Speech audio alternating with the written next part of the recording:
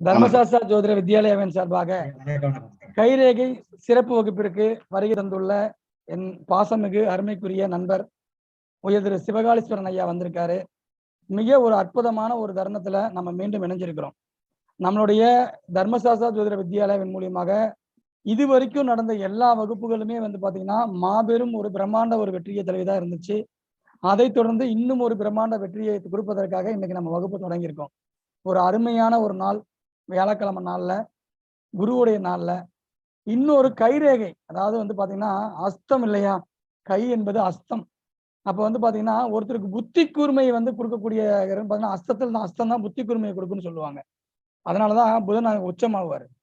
அப்ப கைரேகையை அறிஞ்சிட்டாவே வாழ்க்கையில ஒரு பெரிய விஷயத்த உங்களால ஈஸியா உணர முடியும். ஓகேங்களா? எனக்கு ஜாதகம் இல்லை, எதுவுமே இல்லை சார், ஒன்றும் தேவையில்லை, கை இருக்கும் இல்ல, கை இல்லாம இருக்க போறது இல்லை. கோடியில 10 கோடியில ஒருத்தருக்கு தான் கை இல்லாம இருக்கும். ஓகேங்களா? அதுக்கு கால் ரேகை இருக்கு, பிரச்சனை இருக்குது.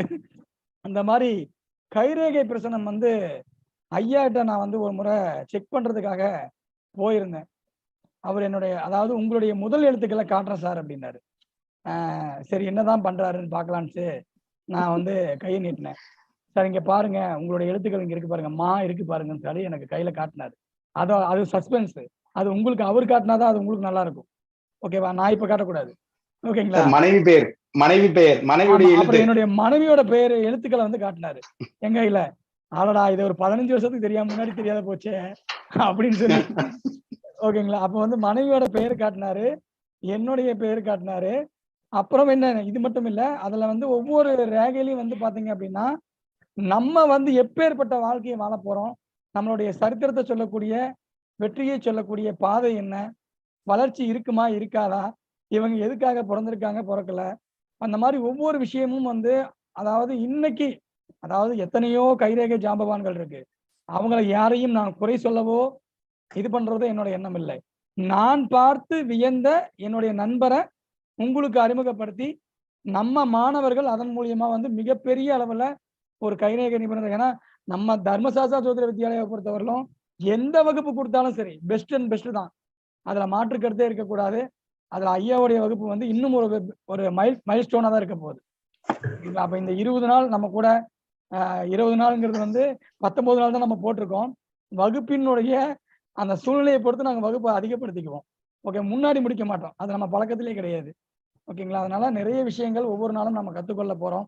இந்த அரிய வகுப்புல பாத்தீங்கன்னா கலந்து கொண்ட அனைவருக்கும், கலந்து கொள்ள இருக்கின்ற அனைவருக்கும் தர்மசாஸ்திரா ஜோதிட வித்யாலயம் சார்பாக நெஞ்சார்ந்த நன்றியை தெரிவித்துக் கொண்டு உங்களை அனைவரையும் வருக வருக வருக என அன்புடன் வரவேற்று, என்னுடைய நண்பரை உங்கள் சார்பாகவும் நம்மளது online astro TV, star online astro TV நண்பர்கள் சார்பாகவும் வருக வருக வருக என அன்புடன் வரவேற்கிறேன்.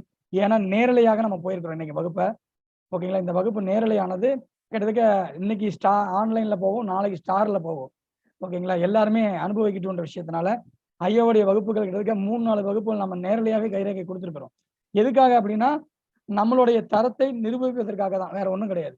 சும்மா கைரேகைங்கிறது பாத்தீங்கன்னா நேரடி பயிற்சியில மட்டும்தான் முழுமையா கத்துக்கொள்ள முடியும்னு சொல்றாங்க இல்லையா, அதை மாற்றக்கூடிய ஒரு நிகழ்வா தான் இன்னைக்கு இருக்க போகுது. ஒரு போர்டுல எவ்வளவு கிளியரன்ஸா நம்ம ஒரு கைரேகை விஷயத்த கொடுக்க போறோம் அப்படின்ற விஷயங்கள் ஒவ்வொரு நாளும் பொறுமையா போறோம். எந்த விதமான ஒரு இது இல்லாம நிதானமா போறோம். நீங்க எல்லா கேள்விகளும் கேட்கலாம். நம்ம வகுப்பை பொறுத்தவரையிலும் கேள்வி கேட்கக்கூடாது அதெல்லாம் இல்லைன்ற வகையில நமக்கு எதையுமே கிடையாது.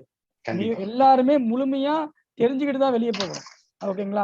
அதை நாங்களும் விட மாட்டோம், உங்களுக்கு தெரியாம நாங்களும் விட மாட்டோம். அன்பு கூர்ந்து, அதாவது கேள்வி வகுப்புடைய ஆரம்பத்துல கேட்க வேண்டாம், குறிப்பெடுத்து வச்சு வகுப்புடைய நிறைவுல நீங்க எந்த கேள்வி இல்லைன்னா கேட்கணும். அதுக்கு ஐயா கண்டிப்பா உங்களுக்கு நிவர்த்தி கொடுப்பார். ஓகேங்களா? வாழ்த்துக்கள். எல்லோருக்கும் எல்லாம் கிடைக்கட்டும் என்ற தாரக மந்திரத்துடன் இன்றைய வகுப்பை இனிதே தொடங்குவோம். வேயிறு தோழி மங்கன் விடமுண்ட கண்டன் மிக நல்ல வீணை தடவி மாசரு திங்கள் கங்கை முடிமேல் அணிந்தேன் உலமையை புகுந்ததனால் ஞாயிறு திங்கள் செவ்வாய் புதன் வியாழன் வெள்ளி சனி பாம்பு 2 உடனே ஆசிரியர் நல்ல அபிநல் அடியாரவருக்கும் மிகவே. ஓம் வராகி நமக. வராகியின் பரிபூர்ண ஆசிரியோடு இன்றைய வகுப்பை இனிதே தொடங்குவோம். வாழ்த்துக்கள் ஐயா. நன்றி. குருவே சரணம், குருவே துணை, குருவே சரணம், குருவே துணை, குருவே சரணம், குருவே துணை. எல்லாரும் நவகரங்களையும் பஞ்சபூதங்களையும் பிரார்த்தனை பண்ணிக்கோ. சரிங்களா? இந்த வாய்ப்பை ஏற்படுத்தி கொடுத்த மணிகண்டராஜ் சார் அவர்களுக்கும் ஆன்லைன் அஸ்ட்ரோ டிவி உரிமையாளர் முத்துப்பாண்டியனாகவும் என்னுடைய வணக்கத்தை வச்சுக்கிறேன். அதுக்கப்புறம் இந்த கைரேகை சாஸ்திரம் படிக்கணும் அப்படின்னு சொல்லிட்டு என்னுடைய மாணவர்கள் நிறைய பேர் வந்திருக்கீங்க, புதியவர்கள் நிறைய பேர் வந்திருக்கீங்க. அவங்களுக்கு என்னுடைய வணக்கத்தை வச்சுக்கிறேன். சரிங்களா? ஏன்னா உங்களுக்கு ஒரு கடமைப்பட்டிருக்கோம், அப்படி வச்சுக்கலாம்.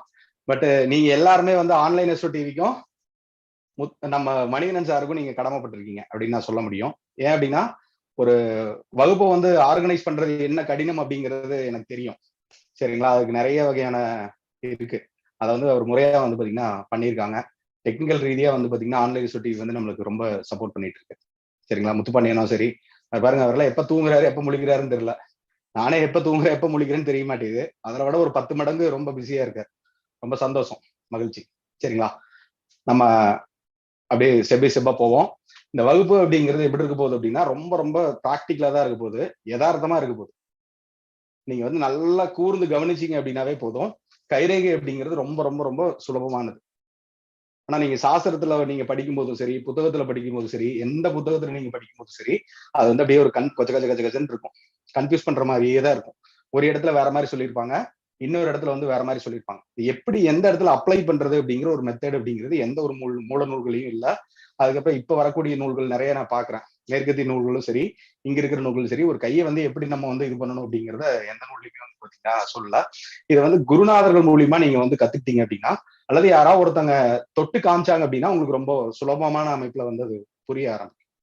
சரிங்களா? அதை நான் வந்து இங்க பதிவு பண்ண விரும்புறேன். ஏன் அப்படின்னா, நான் ஆரம்ப காலத்துல ரொம்ப ரொம்ப கஷ்டப்பட்டு தான் இந்த கலை அப்படிங்கிறதே வந்து பாத்தீங்கன்னா கத்துக்கிட்டேன். சரிங்களா? அதை நான் வந்து உங்கள்கிட்ட நான் வந்து சொல்லிக்கிறேன். என்னுடைய வாழ்க்கையில ஒரு நடந்த அனுபவம். ஓகே, எல்லாத்துக்கும் புரியணும் அப்படிங்கறதுக்காக ஒரு ஐங்கோணம் அப்படிங்கறது இங்க வந்து பதிவு பண்றோம். ஓகே, இதுல வந்து எனக்கு இந்த கைரேகை மேல வந்து எப்ப ஈடுபாடு வந்துச்சு அப்படின்னு கேட்டீங்கன்னா, எனக்கு ஒரு 6 வருடம் 7 வயது இருக்கும். 6 வயது அல்லது 7 வயது இருக்கும். அப்போ வந்து நாங்க வந்து வேற ஊர்ல இருந்தோம். அப்போ லீவ் விட்டா வந்து பாத்தீங்கன்னா எங்களுடைய பாட்டி வீட்டுக்கு போவோம். அப்ப அந்த மாதிரி போகும்போது கிட்டத்தட்ட ஒரு 3 மணி நேரம் பயணம் அப்படின்ட்டு இருக்கும். பஸ் வராது. ஆரம்ப காலத்துல தெரியும் இல்லையா? ரொம்ப சின்ன வயசுல பஸ் வராது. ஒரு 10 நிமிஷம் வெயிட் பண்ணாவே ஒரு மணி நேரம் வெயிட் பண்ற மாதிரி ஒரு சூழல் அப்படிங்கிறது வந்து இருக்கும். அப்ப அந்த மாதிரி ஒரு சூழல் இருக்கும்போது எங்களுக்கு ஒரு பஸ்ல நின்றுட்டு போறதுக்குதான் வாய்ப்பு அப்படிங்கிறது அமைஞ்சது.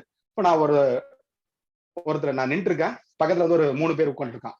அதுல வந்து ஒரு ஃபேமிலி, அதாவது ஒரு சார் ஒருத்தர் இருக்காரு, முன்னர் அவங்க வீட்டுக்கார அம்மா, அதுக்கப்புறம் ஒரு பையன் அப்படின்னு சொல்லி உட்காந்துருக்காங்க.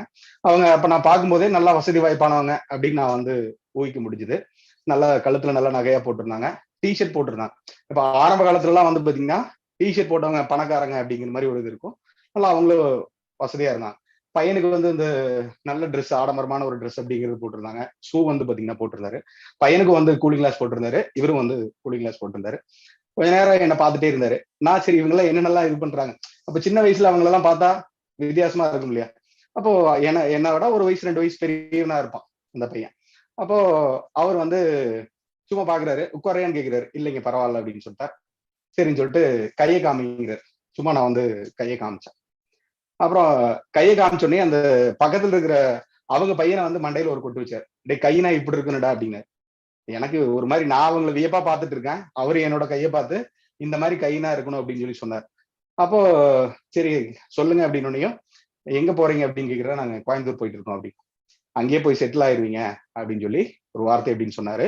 நீ தேடுறது எல்லாமே வந்து கிடைக்கும், நல்லா வந்து படிப்ப, பெரிய அளவுல சாதிப்ப அப்படிங்கிற மாதிரி சொன்னாரு. சரி அவர் சொல்றது ஒரு 19வான விஷயம் அப்படிங்கிற மாதிரி நான் வந்து எடுத்துக்கிட்டேன். அப்போ அவர் ஒரு விதை அப்படிங்கறது வந்து அந்த பஸ் பயணத்தின் போது ஒரு விதை அப்படிங்கறது வந்து விதைச்சார். இதுக்கப்புறம் பக்கத்து வீட்டுல வந்து ஒருத்தர் வயசான ஐயா ஒருத்தர் இருந்தாரு. அவங்க வந்து இந்த துணி நெசவு செய்யும் இனத்தவர். சரிங்களா? இனத்தை பத்தி எப்பவுமே பேச மாட்டேன், இதனால அது சொல்றதுக்காக நான் வந்து சொல்றேன். அவர் பேர் வந்து சீனாவரம். அவங்க ஊரு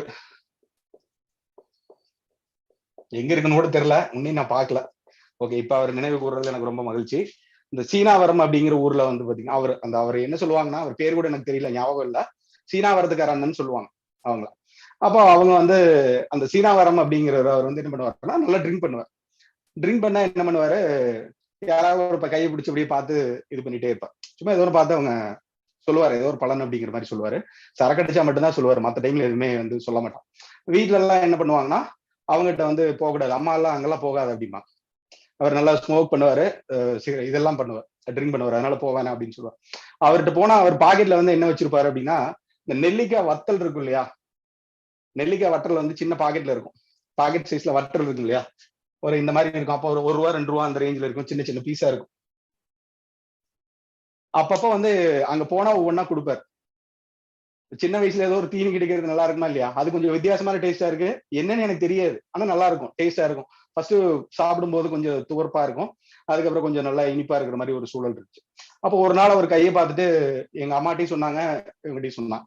அப்போ அவர் என்ன சொன்னாருன்னா, இந்த கையோட அமைப்பு அப்படின்னு பார்க்கும்போது பெட்ரோல் இல்லாம வண்டி ஓட்டுறதுக்கு உண்டான சூழல் அப்படிங்கிறது இருக்கும் அப்படின்னு சொன்னார். பெட்ரோல் இல்லாம வண்டி ஓட்டுவான்னு சொல்லுவார். அப்ப அந்த சூழலா நான் யோசிச்சேன், என்னடா இது பெட்ரோல் இப்படிலாம் எப்படா ஏன்டா கதை விடுறாருன்னு. சின்ன வயசா இருந்தாலும் அந்த மாதிரி ஒரு ஏக்கம் அப்படிங்கிறது வந்து இருந்துச்சு. சரி ஏதோ ஒரு சொல்லுவார் போல தெரியுது அப்படிங்கிற மாதிரி விட்டுட்டோம். அதுக்கப்புறம் அந்த சமயத்துல என்ன பண்ணோம் அப்படின்னா, அந்த பேட்டரி கட்டை இருக்கு இல்லையா, இந்த ஃபர்ஸ்ட் ஆரம்ப காலத்துல இந்த ரேடியோக்கெல்லாம் பெரிய பெரிய பேட்டரிகள் வந்து இது பண்ணுவோம். பாத்துருக்கீங்களா, இந்த சைஸ் இருக்கும், பெருசா இருக்கும். எவ்ரிடி பேட்டரி வந்து பெருசா வரும். அதுல வந்து சாதாரணமா அந்த அட்டப்பா இதெல்லாம் வச்சு வந்து பாத்தீங்கன்னா ஒரு வண்டி மாதிரி ஒண்ணு செஞ்சேன். அவர்கிட்ட போய் காமிச்சேன்னா, இந்த வண்டியை சொன்னீங்க இந்த மாதிரி அவர்கிட்ட பேச. அப்ப பேசும்போது அவர் வந்து பரவாயில்ல நல்லா பண்ண அப்படின்னு சொல்லிட்டு விட்டுட்டாரு. அது அந்த 2 சம்பவம் அப்படிங்கிறதே என் வாழ்க்கையில முக்கியமான ஒரு திருப்பு முனை. நான் இந்த கைரேகை பத்தி ஒரு ஆர்வம் அப்படிங்கிற வர்றக்கும் அது ஒரு காரணம் அப்படின்னு சொல்லலாம். இதுக்கப்புறம் ஒருத்தர் வந்து ஊருக்குள்ள வந்து இந்த கிளி ஜோசியம் பார்ப்பாங்க. அப்ப கிளி ஜோசியம் பார்க்கும்போது அவரும் வந்து கையை பார்ப்பான். அப்போ இவர் வந்து என்ன சொன்னார் அப்படின்னா, கையை பார்த்தாரு, கிளி ஜோசியத்துல இது வந்துச்சு, ஆஞ்சநேயர் வந்து அதுல வந்தார். ஆஞ்சநேயர் வந்தோடனே இவன் வந்து கண்ட விட்டு கண்டம் தாண்டி போவான் அப்படின்னு சொன்னார். அவர் ரொம்ப தைரியமா நான் எதுக்குமே பயக்க மாட்டான். அப்போ அந்த மாதிரி ஒரு சூழல்ல வந்து பாத்தீங்கன்னா, நாங்க கிரிக்கெட் கிரவுண்ட் இருக்கு, அங்க ஒரு அந்த கிரிக்கெட் விளையாடும் போது என்ன பண்ணோம், ஸ்கூல் மேல வந்து ஒரு பாலை வந்து அடிச்சு விட்டுட்டோம், மேல வந்து அடிச்சு விட்டுட்டோம். அங்க வந்து மேக்சிமம் யாருமே போக மாட்டாங்க, என்னை விட பெரியவங்களே வந்து ஏற மாட்டாங்க. அப்ப நாங்க என்ன ஐடியா பண்ணோம், சரி எப்படியோ தவி போய் ஏறியாச்சு. அந்த ஆஞ்சநேயர் வந்ததுக்கு அப்புறமா வந்து பாத்தீங்கன்னா, அந்த ரொம்ப நாள் ஒரு அச்சீவ்மெண்ட் பண்ணணும், அந்த ஸ்கூல் மேல ஏறணும், பால் நிறைய பால் இருக்கு, யாருமே போய் எடுக்கல. இப்ப நான் என்ன வந்து தூக்கி விட்டாங்க, நான் போய் அழகா எடுத்துட்டு வந்துட்டேன். அப்ப அந்த ஆஞ்சநேயர் வந்ததும் எனக்கு ஒரு அப்ப இதெல்லாம் சொல்றது ஏதோ ஒண்ணு நடக்கும் போல தெரியுது, ஏன்னா அந்த ஊர்ல யாருமே மேக்சிமம் ஏறல. இப்ப எனக்கு ஒரு வாய்ப்பு அப்படிங்கிறது இருக்கும் அப்படிங்கிறத நான் வந்து தெரிஞ்சுக்கிட்டேன். அந்த சீனா வரதுக்காரன்னு சொன்ன இல்லையா, அவர் வந்து என்ன பண்ணாரு, கையில பார்த்துட்டு உனக்கு வந்து அமானுஷங்கள் வந்து இந்த எல்லாமே தெரியும், நல்லதும் தெரியும் கெட்டதும் தெரியும்டா, கண்ணுக்கு தெரியும் அப்படின்னு சொல்லியிருந்தாரு. எனக்கு ஒரு 5 வயது இருக்கும், ஒரு 5-6 வயது இருக்கும். அப்ப அந்த சமயத்துல வந்து பாத்தீங்கன்னா ஒருத்தங்க வந்து இறந்துட்டாங்க, பக்கத்து வீட்டுல இருக்கிறவங்க வந்து ஒருத்தங்க இறந்துட்டாங்க. பாத்தீங்கன்னா அவரோட பாக்குறேன் பார்த்தா அவரோட நெகம் அப்படிங்கிறது வந்து வளர்ந்துகிட்டே இருக்கு. அப்ப எனக்கு மயக்கம் போட்டது அது மட்டும்தான் எனக்கு ஞாபகம் இருக்கு. அப்ப அமானுஷமா சில அவர் அங்க இருக்கிற மாதிரியே எனக்கு ஒரு ஃபீலிங், நெகம் வந்து பாத்தீங்கன்னா வளர்ந்துகிட்டே இருக்கு. இந்த மாதிரி ஒரு பய உணர்வு அப்படிங்கிறது வந்து பாத்தீங்கன்னா இருந்துச்சு. இதுக்கப்புறம் நான் வந்து நிறைய அதே மாதிரி அந்த பஸ்ல சொன்ன மாதிரியே வந்து பாத்தீங்கன்னா நான் வந்து கோயம்புத்தூர்ல வந்து கொடுத்துட்டோம். அதுக்கப்புறம் புத்தக கடையில வந்து சேரக்கூடிய வாய்ப்பு, படிச்சு முடிக்கிறோம். 12வது முடிச்சுட்டு பாத்தீங்கன்னா அப்பாவுக்கு வந்து உடல்நிலை சரியில்லாத ஒரு சூழல் அப்படின்ட்டு இருந்துச்சு. அதுக்கப்புறம் புத்தக கடையில வந்து வந்துட்டோம். புத்தக கடையிலயும் வந்து பாத்தீங்கன்னா புத்தகங்கள் நிறைய இருக்கு. எனக்கு வந்து ரொம்ப ஈடுபாடா இருந்தது அப்படின்னு பாத்தீங்கன்னா இந்த கைரேகை பத்தி ரொம்ப ஒரு ஈடுபாடு இருக்கும். ஏன்னா சின்ன வயசுலயே பார்த்திருக்கோம் இல்லையா, அதை பத்தி எழுதணும். அப்ப வந்து இந்த தியாகமூர்த்தியோட எண் கணிதமும் கைரேகையும் அப்படின்னு ஒரு புத்தகம், இப்பெல்லாம் இங்க இருக்கான்னு கூட தெரியல, எங்கிட்ட புத்தகம் இருக்கான்னு கூட தெரியல. தியாகமூர்த்தியோட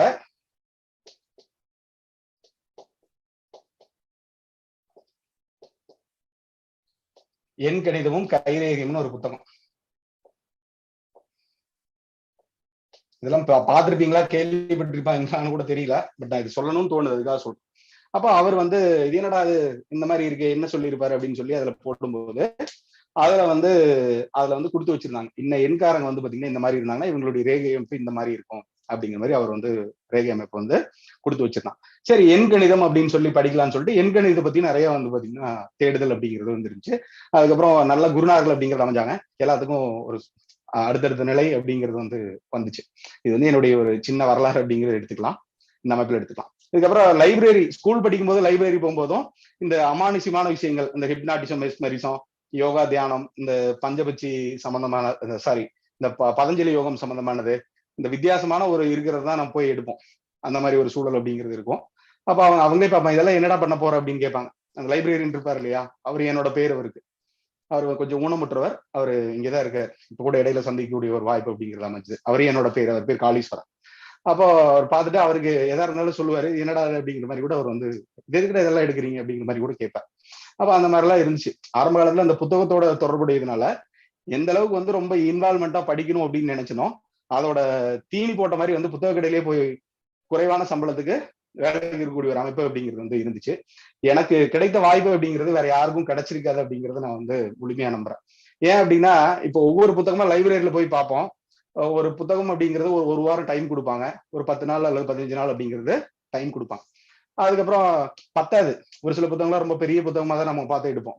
அப்ப அந்த மாதிரி இருக்கும்போது இதே மாதிரி ஆர்வத்தில் இருந்தவன புத்தக கடையில கொண்டு போய் உட்கார வச்சா எப்படி இருக்கும்? எல்லாம் படிக்க ஆரம்பிச்சான். புத்தகம் வந்து பாத்தீங்கன்னா புராணம், இதிகாசம் என்னென்ன இருக்கோ எல்லாத்தையுமே வந்து பாத்தீங்கன்னா படிக்க ஆரம்பிச்சேன். எல்லாத்து கூடயும் வந்தாலும் நான் வந்து பாத்தீங்கன்னா பேசுவேன். மந்திரவாதி வந்தாலும் பேசுவேன், ஜோதிடர்கள் வந்தாலும் பேசுவேன், யார் வந்தாலும் வந்து பாத்தீங்கன்னா அவங்களுக்கு கூட உட்கார்ந்து பேசக்கூடிய ஒரு வாய்ப்பு அப்படிங்கிறது வந்து அமைஞ்சது. அப்போ வரும்போது ஒரு சில நம்ம நண்பர்களோட கையை வந்து பார்ப்பேன். அப்ப அந்த மாதிரி எல்லாம் சில விஷயங்கள் இருந்துச்சு. அப்ப ஒரு விஷயம் நம்ம படிச்சோம் அப்படின்னா அதை வந்து அப்ளை பண்ணி பார்த்தா மட்டும்தான் நம்ம மனசுல அப்படிங்கிறது வந்து பதியும். அப்ப ஆரம்ப காலத்துல இருந்தே சும்மா வந்து எடுத்து பார்ப்பேன். அப்ப எப்ப போர் அடிச்சிருச்சு அப்படின்னா எங்க போனாலும் வந்து கை பாக்குற மாதிரியே இருந்துச்சு. இதுக்கு என்ன, இதுக்கு இதை சொல்லுங்க அப்படிமா. சாப்பிட்டு இருப்போம், அங்க வந்து கை இதை பாரு ஏதாவது சொல்லு அப்படிமா. அப்ப சொந்தக்காரர் மத்தியிலயும் வந்து இந்த சொல்லுவாங்க, சாப்பிட போயிட்டு இருப்போம் நம்ம பாட்டுக்கு, அங்க உட்காந்துட்டு கை பாப்பியாம அப்படிமா. அது ஒரு மாதிரி இருந்துச்சு. அதனால அது அப்படியே மேக்சிமம் வந்து பாத்தீங்கன்னா இங்க பாக்குறது இல்லைங்க, இப்ப கொஞ்ச நாளா வந்து பாக்குறது இல்லை அப்படிங்கிற மாதிரி கூட அந்த காலகட்டத்துல சொல்லி வந்தேன். சரிங்களா? அந்த மாதிரி ஒரு படிச்ச சப்ஜெக்ட் அப்படின்னு சொல்லலாம். இதுக்கப்புறம் வந்து பாத்தீங்கன்னா நிறைய இடங்களை நான் படிக்கக்கூடிய வாய்ப்பு அப்படின்னு இருந்துச்சு. அதுல குறிப்பிட்டு சொல்லணும் அப்படின்னா சிவதாசன் ரவியிட்ட வந்து நான் வந்து படிச்சிருக்கேன். இன்னும் ஒரு சிலருக்கு நான் படிச்சிருக்கேன், பேர் சொல்ல விரும்பவில்லை, பரவாயில்ல. அதனால இதை மட்டும் தெரிஞ்சுக்கோங்க. சரிங்களா? அது படிச்சது மட்டும் கிடையாது, அதை வந்து பாத்தீங்கன்னா பயிற்சியும் பண்ணிட்டு இருக்கேன். உங்களுக்கு எனக்கு சொல்லி கொடுக்குற அளவுக்கு எனக்கு தெரியும்.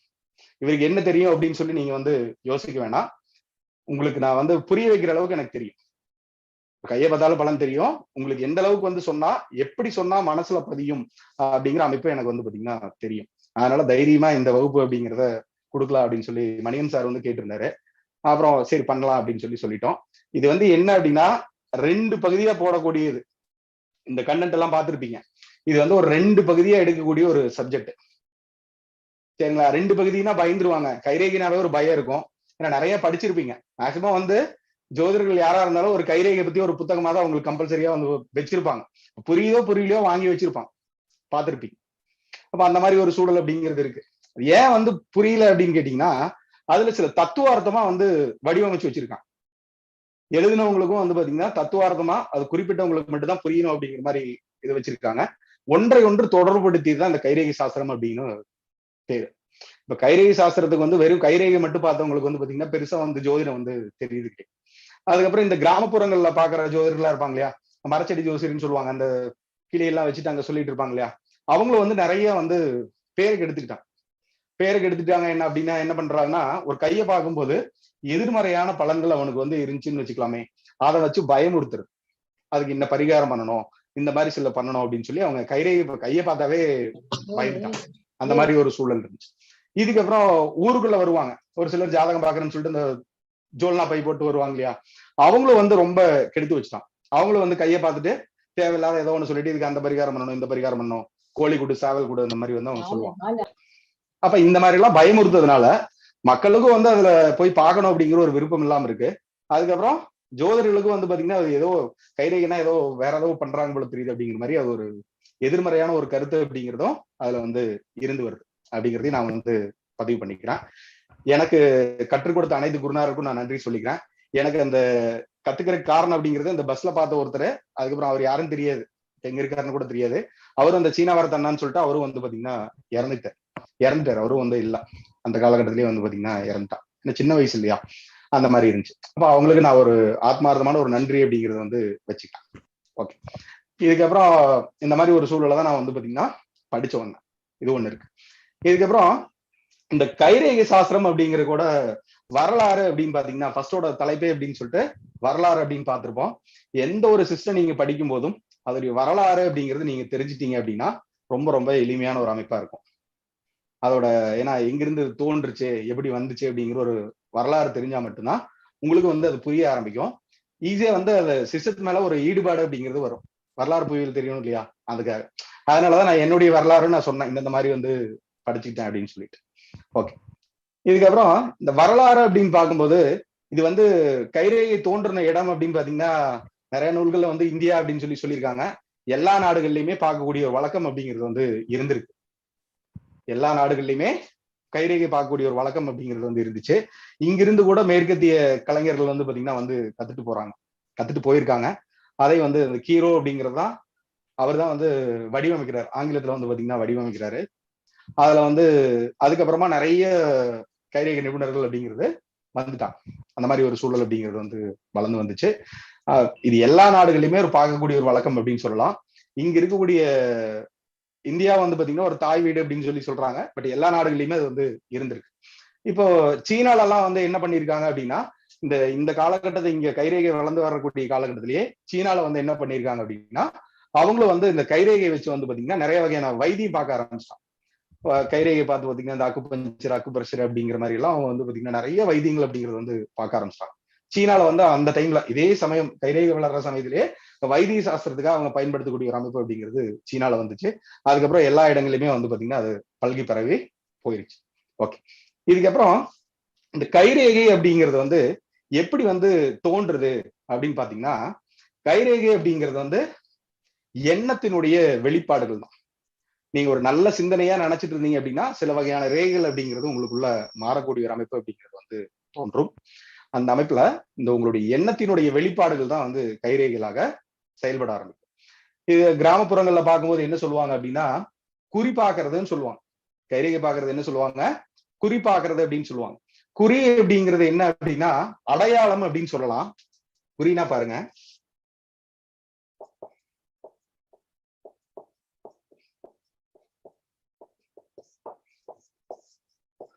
ஓகே. சயின்ஸ் வந்து என்ன சொல்லுது அப்படின்னா, ஒவ்வொரு வினைக்கும் அதற்கு சமமான ஒரு எதிர்வினை உண்டு அப்படின்னு சொல்லுது. சயின்ஸ் அது சொல்லுதா இல்லையா? அதற்கு சமமானதும் அதற்கு இணையானதுமான ஒரு எதிர்வினை உண்டு அப்படின்னு சொல்லுது. இந்த மாதிரி சொல்லுதா இல்லையா?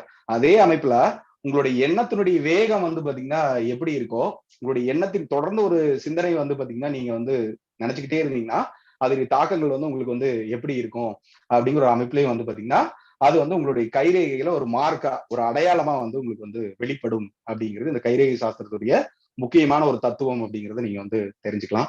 இங்க பாருங்க, மார்க் அப்படிங்கிறது அடையாளம். நீங்க ஜோதிட சாஸ்திரப்படி பாத்தீங்க அப்படின்னாலும் எண்ணத்தை குறிக்கிறது வந்து சந்திரன் தான். எண்ணத்தை குறிக்கிறது சந்திரன்.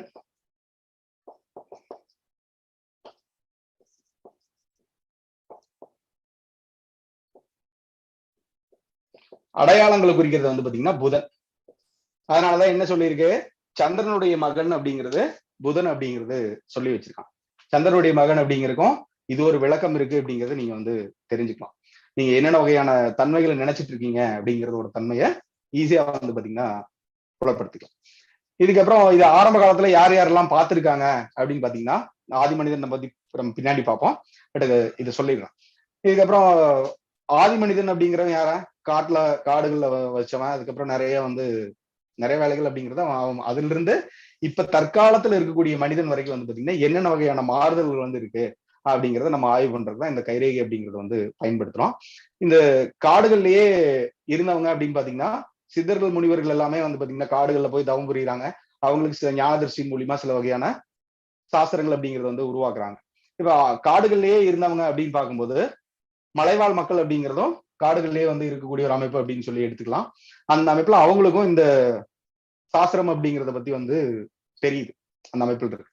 அப்ப அந்த அமைப்புல இந்த மாதிரி எல்லாம் வழங்கி வரும்போது அவங்க வந்து பாத்தீங்கன்னா அவங்களுக்கு வந்து இறைவன் வந்து இந்த சாஸ்திரம் பாக்குறதுக்காக, அந்த குறி பாக்குறதுன்னு சொன்னோம் இல்லையா, இந்த குறி பாக்குறதுக்காக சில வகையான அருள் அப்படிங்கிறது வந்து இருக்கு. அருள் வந்து பாத்தீங்கன்னா கொடுக்குறாரு அப்படிங்கிற ஒரு அமைப்புல அதையும் வந்து பாத்தீங்கன்னா வெளிப்படுத்தி வந்து சொல்றாரு. ஓகே, சொல்றாங்க. அந்த மாதிரிதான் வந்து வழங்கி வந்துட்டு அந்த அமைப்புல இந்த அருள் ரேகை வந்து பாத்தீங்கன்னா அருள் ரேகைன்னு இருக்கு. அதை பத்தி எல்லாம் பின்னாடி பார்ப்போம். அருள் ரேகை வந்து யாருக்கு இருக்கோ அவங்க வந்து ஏதாவது ஒரு வாக்கு சொன்னாங்க அப்படின்னா அது வந்து பாத்தீங்கன்னா பலிதமாயிரும். உங்களுக்கு என்ன வகையான தோஷங்கள் வந்து பாத்தீங்கன்னாலும் இருந்தாலும் அந்த அருள் ரேகை இருக்கிறவரும் உங்களுக்கு ஒரு வாக்கு சொல்லிட்டாரு அப்படின்னா அவருக்கு வந்து அவர் மூலியமா உங்களுக்கு நல்ல காலம் அப்படிங்கிறது வந்து பாத்தீங்கன்னா பிறக்க ஆரம்பிச்சிடும். சரிங்களா? குருநார்கள் சொல்லும் போது வந்து பாத்தீங்கன்னா அது வந்து தெரிஞ்சிருந்தது. எந்த ஒரு மூல நூல்களையும் இது வந்து பாத்தீங்கன்னா இருக்காது. சரிங்களா? அவருக்கு அருள் ரேகை இருந்துச்சு. அவரே எனக்கு வந்து பாத்தீங்கன்னா ஆசீர்வாதம் பண்ணியிருக்காரு. சரிங்களா? அதனால சொல்றேன். சரிங்களா? அப்போ ஒருத்தருடைய அருள் ரேகை நம்ம அது பின்னாடி பார்ப்போம். ஒவ்வொரு ரேகைகளுடைய தன்மைகள் என்ன, தத்துவம் என்ன அப்படின்னு சொல்லிட்டு பின்னாடி வந்து பார்ப்போம். இதுக்கப்புறம் சரி, இப்ப கையில அவங்க வந்து பாக்குறாங்க, குறி பாக்குறாங்க. குறி பாக்குறதுக்கு வந்து ஒரு கருங்காலி கோல் வச்சிருக்காங்க, அல்லது வேறு வகையான கோல் அப்படிங்கிறது கூட வச்சிருக்காங்க. மேக்சிமம் வந்து பயன்படுத்தக்கூடியது கருங்காலி கோல் தான் வந்து பாத்தீங்கன்னா பயன்படுத்திருப்பாங்க. அப்ப அவங்க பயன்படுத்தும் போது அவங்க வழிபட்ட தெய்வம் அப்படின்னு பாத்தீங்கன்னா முருகனுடைய வழிபாடு அவங்களுக்கு வந்து இயல்பாவே, சரிங்களா, இயல்பாவே வந்து முருகனுடைய வழிபாடு. ஏன்னா அவங்களுக்கு வந்து பொண்ணு கொடுத்தாங்க அப்படிங்கிற மாதிரி கூட வரலாறுகள் அப்படிங்கிறது இருக்கு. அந்த அமைப்புல அவங்களுடைய முருகனுடைய வழிபாடுகள் அப்படிங்கிறது சொல்லி இருக்கு. ஏன்னா அந்த மலை சார்ந்த மக்களோட தெய்வம் அப்படிங்கிறது வந்து முருகன் தான், சரிங்களா. அப்ப அந்த அமைப்புல இந்த அதாவது குறிஞ்சி மக்கள்னு சொல்லுவாங்க இல்லையா, அவங்களுடைய தலையாய தெய்வம் அப்படின்னா முருகன் சொல்லலாம். அவங்களுக்கு இந்த முருகன் தான் வந்து எல்லா வகையான வளங்களையும் வழங்குறாரு அப்படிங்கிற ஒரு நம்பிக்கையில இந்த பெண்கள் வந்து பாத்தீங்கன்னா அதிகப்படியா குறைந்தபட்சமா தான் ஆண்கள் வந்து பார்ப்பாங்க. அதிகபட்சமா பெண்கள் தான் வந்து அந்த கையில கம்ப வச்சுட்டு அவங்க போய் கை என்னென்ன தோணுது, அவங்களுக்கு என்னென்னலாம் தோணுதோ கை பார்ப்பாங்க இப்படி வச்சுட்டு. இந்த மாதிரி இப்ப திருச்செந்தூர் போகும்போதெல்லாம் பார்த்துருக்கலாம் நீங்க, நிறைய இடங்கள்ல வந்து கைரேகை பார்க்கக்கூடிய ஒரு வழக்கம் அப்படிங்கிறது இருக்கு. இப்ப இந்த ஊருக்குள்ள வரக்கூடிய ஒரு சில இனங்கள்ல வந்து அவங்கள வந்து சும்மா கை பார்க்கலாமா அப்படின்னு சொல்லி கேட்பாங்க. அந்த மாதிரி கூட கேட்பாங்க. அந்த மாதிரி ஊருக்குள்ள வர்றவங்ககிட்ட தயவு செய்து வந்து பாத்தீங்கன்னா கையை காமிச்சிடாதீங்க. தேவையில்லாத எதிர்மறையான சில விஷயங்கள் அப்படிங்கிறது வந்து பாத்தீங்கன்னா தூண்டி விட்டுருவாங்க. அதனால இதுக்கப்புறம் இந்த கைரேகை சாஸ்திரம் அப்படிங்கிறது வந்து வேற எப்படி எல்லாம் வளர்ந்து வந்துச்சு அப்படின்னு பாத்தீங்கன்னா, இப்ப இந்த கைரேகை அப்படிங்கிறது எண்ணத்துணையுடைய வெளிப்பாடு அப்படின்னு சொல்லிட்டோம். இந்த ஒருத்தன் வந்து இது நிறைய வந்து ஆய்வு பண்ணியிருக்காங்க. அந்த மாதிரி ஆய்வு பண்ணும்போது ஒருத்தர் ரேகைகள்ல எந்தெந்த வகையான மாறுதல் வருது அப்படின்னு சொல்லி அவங்க வந்து ஆய்வு பண்ணியிருக்காங்க. அந்த ரேகைகள்ல மாறுதல் அப்படிங்கிறது எப்ப வருது அப்படின்னா ஒவ்வொரு 28 நாளுக்கு ஒரு முறை வந்து அந்த ரேகைகள்ல வந்து பாத்தீங்கன்னா சில வகையான மாறுதல் அப்படிங்கிறது ஏற்படுறத கண்டுபிடிச்சிருக்கான். 28 நாள் அப்படிங்கிறது சந்திரனுடைய சுழற்சி அப்படின்னு எடுத்துக்கலாம். 28 நாள் அப்படிங்கிறது சந்திரனுடைய சுழற்சி. அதனால அந்த எண்ணங்கள் அப்படிங்கிறது மாறுது அப்படிங்கிறது நீங்க வந்து கிளியரா வந்து பாத்தீங்கன்னா தெரிஞ்சுக்கலாம். இது வந்து ஒரு அமைப்பு. அப்போ அதனால இந்த ரேகை பதிவு செய்யறவங்க எல்லாம் என்ன பண்ணுவாங்க, இப்போ ஒரு நியூமராலஜிஸ்ட் வந்து பாத்தீங்கன்னா பேர் வைக்கிறாருன்னு வச்சுக்கலாமே. நியூமராலஜிஸ்ட் வந்து பேர் வைக்கிறாரு, ஒரு பலவீனமா ஒரு பேர் இருக்கு, அதுல வந்து சரி இந்த மாதிரி இருக்கு, பலவீனமா இருக்கு, அதுக்கு பலப்படுத்துறதுக்காக ஒரு பேர் வைக்கிறாரு அப்படின்னா அந்த நியூமராலஜிஸ்ட் என்ன பண்ணுவாரு அப்படின்னா அந்த பேர் வச்சுட்டு அவர் கைரேகை பதிவு வந்து பாத்தீங்கன்னா வாங்கிடுவார். அந்த பேரை வச்சுட்டு கைரேகை பதிவு ஃபர்ஸ்ட் எடுத்து பார்த்துட்டு ஆய்வு பண்ணி தான் அவர் எடுப்பாரு. இருந்தாலும் அந்த இடத்துல ஒரு கைரேகை பதிவு அப்படிங்கறத வந்து வாங்கி சேமிச்சு வச்சிருவான். அந்த மாதிரி சேமிச்சு வைக்கும் போது என்ன பண்ணுவாங்க அப்படின்னா அதுக்கப்புறம் அடுத்த மாசம் வாங்க இந்த பேர் எழுதிட்டு வாங்க. இந்த கண்ணாடி பயிற்சி எல்லாம் இருக்கு. ஒரு பேர் மாத்தணும் அப்படின்னா சில கண்ணாடி பயிற்சி, சில வகையான பயிற்சி முறைகள் எல்லாம் இருக்கு. எத்தனை நியூமராலஜிஸ்ட் வந்து இதை ஃபாலோ பண்றாங்க அப்படின்னு வந்து தெரியல. இருந்தாலும் சொல்லணும்னு தோணுது, அதுக்காக சொல்றேன். ஓகே. அப்போ அந்த மாதிரி இருக்கும்போது அந்த ரேகைகள்ல வந்து பாத்தீங்கன்னா மாறுதல் வந்து ஏற்படுதா. இப்ப இந்த பேர் வச்சுட்டாரு, இவருக்குள்ள ரேகைகளோட மாற்றம் அப்படிங்கிறது வந்து ஏற்படுதா, இவருக்கு தகுந்த மாதிரி அந்த வளர்ச்சி ரேகைகள் அப்படிங்கிறது வந்து உற்பத்தி ஆகுதா, தீமையான ரேகைகள் இருந்துச்சு அப்படின்னா அது வந்து பாத்தீங்கன்னா டல் ஆயிட்டு வருதா அப்படிங்கிற மாதிரி அவங்களுடைய கைரேகைகள் எல்லாமே பார்த்துட்டு தான் வந்து அவங்க வந்து அனலைஸ் பண்ணிருக்காங்க. அந்த மாதிரி நிறைய நூல்கள், மேற்கத்திய நூல்கள் எல்லாம் பார்க்கும்போது அதுல வந்து பாத்தீங்கன்னா எழுதியிருக்காங்க இது வந்து எண் கணிதத்துக்காக இது வந்து பயன்படுத்தப்பட்டது அப்படிங்கிற மாதிரி கூட அவங்களுடைய ஆய்வுல வந்து எழுதியிருக்காங்க. தமிழ்லயே சில வகையானதெல்லாம் இருக்கு. அதுலதான் இந்த தியாகமூர்த்தி எண் கணிதமும் கைரேகையும் அப்படின்னு சொல்லிட்டு. சரி, யாராவது வச்சிருக்கீங்களா, கேள்விப்பட்டிருக்கீங்களா இந்த புக்கு? ரொம்ப பழமையான புக், ஒரு 1970 அந்த ரேஞ்சில வந்ததா இருக்கலாம். யாராச்சும் இருக்கா? வணக்கம் சார். இது வரைக்கும் இல்லைங்க, நான் பார்க்கல, கேட்கவும் இல்லை. ஓகே, சரிங்க சார். ஓகே, வேற யாராச்சும் இது கேள்விப்பட்டிருக்கீங்களா?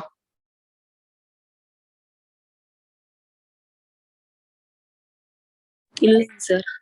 ஓகே, பரவாயில்ல, பாக்குறேன். இருந்தா பாக்குறேன், எனக்கு எங்க கிடைக்குதுன்னு தெரியல, நான் பாக்குறேன், தேடி பாக்குறேன். இருந்தா வேற யாராச்சும் தேவைப்பட்டா கண்டிப்பா அவசியம் தான். ஓகே, அதனால அதுலயே என்னன்னு பாத்தீங்கன்னா படிச்சாலும் அது புரியாத மாதிரி தான் இருக்கும்.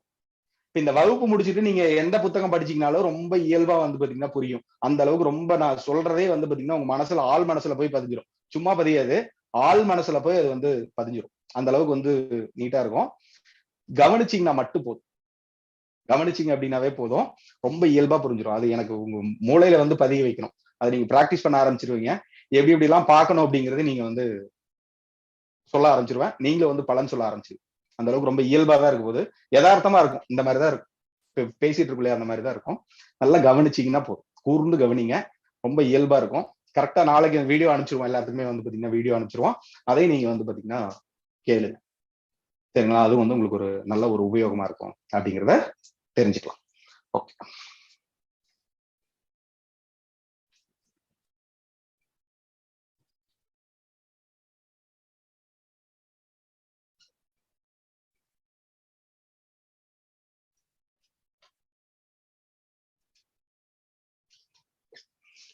இப்ப ஒரு சில கைரேகை எதிர்ப்பாளர்கள்லாம் என்ன சொல்றாங்க அப்படின்னா, இந்த ரேகைகள் வந்து பாத்தீங்கன்னா ஒரு குழந்தை பிறக்கும் போது இந்த அந்த உள்ள கர்ப்பத்திலேயே வந்து பாத்தீங்கன்னா கர்ப்பப்பையில இருக்கும்போதே இந்த மாதிரி கையை வந்து மடக்கிட்டே இருக்கு, அதனால வந்து ரேகைகள் வந்து உற்பத்தி ஆகுது அப்படிங்கிற மாதிரி கூட சொல்லி வைக்கிறாங்க. இப்போ ஒண்ணு மடக்கி வச்சுட்டே இருந்தோம்னு வச்சுக்கலாமே, ஒரு பேப்பர் மடக்கிட்டே இருந்தோம்னா அந்த இடத்துல ஒரு மடிப்பு அப்படிங்கிறது உருவாகுது இல்லையா?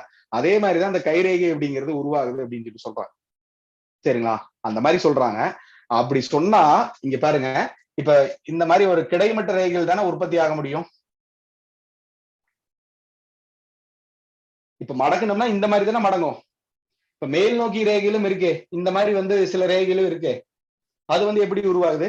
கையை எப்படி மடக்க முடியுமா? இப்படி மடக்க முடியுமா? முடியாது இல்லையா? அப்ப அந்த மாதிரி ஒரு தெரிஞ்சுக்கோங்க. இது வந்து பாத்தீங்கன்னா அறிவியலோட தொடர்புடையது. இது வந்து ஒரு கலை.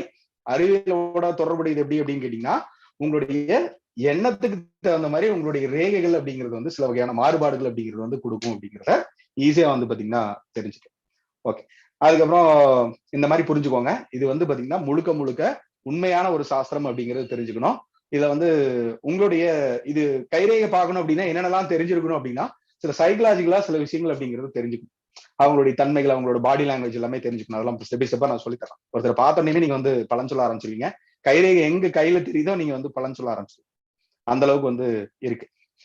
இதுக்கப்புறம் அந்த சிவதாசன் ஐயாட்ட வந்து நான் படிக்கும்போது வந்து என்னுடைய அண்ணா ஒருத்தர் வந்து கூட படிச்சிருந்தாரு. அப்போ அங்க போகும்போது வந்து நான் ஒரு இடத்துக்கு ஒரு சாமியார் ஒருத்தர் வந்திருந்தாரு. அவருக்காக ஒரு சொட்டர் ஒண்ணு கேட்டிருந்தேன். சொட்டர் வாங்கணும், ரொம்ப குளிரா இருக்கு அப்படின்னு சொல்லி சொல்லியிருந்தார். கொல்லிமலையில இருந்து வந்திருந்தாரு. அதனால அவருக்கு சொட்டர் வாங்கணும்னு சொல்லிட்டு இங்க சென்னை சில்க்ஸ் போனோம். சென்னை சில்க்ஸ் இங்க காந்திபுரம், கோயம்புத்தூர்ல நான் சொல்லிட்டு இருக்கேன். அப்ப அந்த மாதிரி போகும்போது ஒரு கட்டு, எந்த கட்டுன்னு தெரியல, அந்த மாதிரி போகும்போது ஒரு போஸ்ட் ஒண்ணு வந்து வச்சிருக்காங்க, மனவளக்கலை மன்றம் அப்படின்னு சொல்லி வச்சிருக்காங்க. அந்த மனவளக்கலை மன்றம் அப்படிங்கிறதுல வேதாத்ரி மகரிஷி இருப்பார் இல்லையா, அந்த ஐயா வந்து இப்படி வச்சிருப்பார், வாழ்க வளமுடன் சொல்லி கை இப்படி வச்சிருப்பாரு, எல்லாவோட தன்மை இப்படி வச்சிருப்பார். அப்ப அந்த போட்டோ வந்து பாத்தீங்கன்னா பாக்குறாரு, அண்ணா வந்து பாக்குறாரு கிளாஸோட தன்மை எப்படி இருந்துச்சு அப்படின்னு சொல்றக்கா இதை சொல்றேன். அப்போ அண்ணா பார்த்துட்டு என்ன சொல்றாருன்னா, அவரு அவர் வேதாத்திரிக்கு எல்லாத்துக்குமே அதை தோணலாம், அதை பாக்கணும்னு தோணல, நாங்க ஜென்ரலா வந்து பாத்துட்டு போறோம். அப்ப அண்ணா வந்து என்ன சொல்றாரு, அவர் வேற பிரபலம் அடைஞ்சதுக்கு வந்து அந்த சூரிய ரேகை அப்படிங்கிற அவரோட கையில இருக்கு பாரு அப்படின்னு சொல்லி சொல்றாரு. அதுக்கப்புறம் அவருக்கு வந்து 2 மனைவின்னு சொல்லி சொல்லி கேள்விப்பட்டிருக்கோம் இல்லையா? அப்ப அந்த அமைப்புல அவருக்கு வந்து சுக்கிரகாரக விருத்தி ரேகைன்னு ஒண்ணு இருக்கு, அது வந்து அவருக்கு இருக்கு பாரு அப்படிங்கிற மாதிரி சொல்லியிருந்தாங்க. அதுக்கப்புறம் அந்த அருள் ரேகை, அவருக்கு இந்த ஞான ரேகைன்னு சொல்லுவாங்க, அருள் ரேகைன்னு சொல்லுவாங்க. அப்போ அவரு நிறைய எல்லாத்துக்கும் ஒரு இது பண்ணுவார் இல்லையா, எல்லாத்துக்கும் ஒரு ஞானம் அப்படிங்கறத போதிச்சிருக்காரு. அப்ப அந்த 3 தன்மையும் வந்து அதுல இருக்கு அப்படிங்கறத அதை வந்து அவன் சொன்னும் போதே எனக்கு புரிஞ்சுது. ஓகே, அப்ப இந்த அளவுக்கு வந்து டெப்தா வந்து ஐயா வந்து சொல்லி கொடுத்திருக்காரு அப்படிங்கிறதையும் நான் வந்து புரிஞ்சுக்க ஆரம்பிச்சிட்டேன். அதுக்கப்புறம் நிறைய விஷயங்கள் அப்படிங்கிறது வந்து பாத்தீங்கன்னா நான் வந்து தேட ஆரம்பிச்சேன். அதுக்கப்புறம் நானும் வந்து பாத்தீங்கன்னா பிராக்டிகலா நிறைய விஷயங்கள் அப்படிங்கிறது அனலைஸ் பண்ண ஆரம்பிச்சிட்டேன். அதோடைய ஒவ்வொரு சாராம்சம் அப்படிங்கிறது வந்து ஒவ்வொரு நாளும் உங்களுக்கு வந்து வந்துகிட்டே தான் இருக்கும். சரிங்களா? இது ஒண்ணு. இதுக்கப்புறம் இது யார் யாரெல்லாம் வந்து படிக்கலாம் அப்படின்னு பாத்தீங்கன்னா, இன்ட்ரெஸ்ட் இருக்குது, கத்துக்கணும்னு ஆர்வம் இருக்கு, அல்லது நான் இது வரைக்கும் நான் வந்து படிச்சிருக்கேன், நிறைய புத்தகங்கள் நான் படிச்சிருக்கேன், எனக்கு வந்து புரியவே இல்லை அப்படின்னு சொன்னவங்களோ, நான் கொஞ்சமா கத்திருக்கேன் அப்படின்னு சொல்றவங்களோ, இந்த முறை அப்படிங்கிறது வந்து ரொம்ப ரொம்ப எளிமையா இருக்கும். இதுல வந்து இந்த டைட்டில்ல சொல்லியிருப்போம், கிட்டத்தட்ட ஒரு 42 வகையான தலைப்பு அப்படிங்கிறது வந்து கொடுத்துருக்கோம். அது மட்டும் கிடையாது, இன்னும் நிறைய இருக்கு. ஏன்னா அது கொடுத்தோம்னா கொடுத்துக்கிட்டே தான் இருக்கணும். சரிங்களா? கொடுக்க ஆரம்பிச்சேன்னா கொடுத்துக்கிட்டே தான் இருப்பேன். நீங்க வந்து ரிசீவ் பண்ற அளவுக்கு நீங்க கெப்பாசிட்டியோட வந்துருங்க. சரிங்களா? அதனால கிளாஸை வந்து மேக்சிமம் வந்து பாத்தீங்கன்னா மிஸ் பண்ணாதீங்க. சப்போஸ் மிஸ் பண்ணிட்டீங்க, இன்னைக்கு மிஸ் பண்ணிட்டீங்க அப்படின்னா கூட நாளைக்கு வீடியோ அனுப்பிச்சிருவோம், அதையும் வந்து பாத்தீங்கன்னா கம்பல்சரியா பாத்துருங்க. இப்ப இந்த கிளாஸ் வந்து கடினமா இருக்கும், இப்ப இந்த இன்றைய நாள் வந்து கடினமா இருந்துச்சு அப்படின்னா நாளைக்கு வந்து எளிமையாயிரும். இப்ப நாளையோட வகுப்பு அப்படிங்கிறது வந்து கஷ்டமா இருக்கிற மாதிரி இருந்துச்சுன்னா நாளானைக்கு வந்து நேற்றைய வகுப்பு அப்படிங்கிறது எளிமையாயிரும். அந்த மாதிரி ஒரு அமைப்புல தான் வந்து முழுக்க இருக்க போது. என்னுடைய மாணவர்களுக்கு தெரியும், ரொம்ப ஸ்டெப் பை ஸ்டெப் தான் போகும். அதை நான் வந்து பதிவு பண்ணிக்கிறேன். இப்போ ஒரு சிலர் வந்து எனக்கு கால் பண்ணி கூட பேசுனீங்க, ரொம்ப சந்தோஷமா இருந்துச்சு. திருமண ரேகை எல்லாம் பத்தி பேசினாங்க, நிறைய பேர் கேட்டீங்க. கண்டிப்பா வந்து அதை பத்தி நம்ம வந்து விளக்கப்படும். அதுல சில வகையான ஆய்வுகள் அப்படிங்கிறது என்னோடது இருக்கு, அதை நான் வந்து உங்களுக்கு பதிவு பண்றேன். என்னென்ன வகையான தன்மைகள் இருக்கும் அப்படின்னு சொல்லி நான் வந்து பதிவு பண்றேன், அதை உங்களுக்கு வந்து தெரியப்படுத்திக்கிறேன். இன்னும் நிறைய இருக்கு, நிறைய ஆய்வுகள் இருக்கு. நிறைய நீங்க ஒரு கையை பார்த்தோன்னே என்னென்னலாம் பண்ணணுமோ, என்ன எப்படி ஆரம்பிக்கணும் அப்படிங்கிறதுல இருந்து எப்படி முடிக்கணும் அப்படிங்கிற வரைக்கும் அதை வந்து சொல்லிடும். அதை வந்து நீங்க தைரியமா வந்து இருக்கலாம். ஓகே, இது ஒரு அமைப்பு. இதை வந்து ஜென்ரலா வந்து தெரிஞ்சு வச்சுக்கோங்க. ஓகே, அதனால இதுல என்ன 19 நாள்ல கத்துக்க முடியுமா அப்படின்னா நீங்க அதெல்லாம் யோசிக்கவே வேணாம். இயல்பா இருங்க, எதை பத்தி யோசிக்காதீங்க. சப்ஜெக்டை விட்டு வெளியே போகாதீங்க. நம்ம எடுக்கிற சப்ஜெக்ட் விட்டு வெளியே போனீங்கன்னா உங்களால கத்துக்க முடியாது. இதுக்குள்ளேயே இருங்க, சப்ஜெக்டுக்குள்ளேயே இருங்க. 19 நாள் அப்படிங்கிறது உங்களுக்கு ரொம்ப ஒரு முக்கியமான ஒரு அமைப்பா இருக்கும். கண்டிப்பா வந்து கத்துக்கணும், மாற்று கருத்தே இல்லை. யாரா கைரேகை படிச்சவங்க யாரா இருக்கீங்களா சார்? படிச்சிருக்கீங்களா? பாக்குறவங்க யாரா இருக்கீங்களா?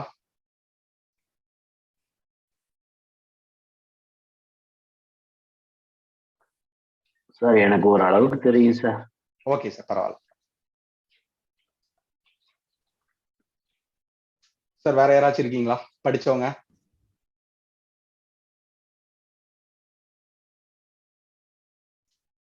ஓகே, பரவாயில்ல.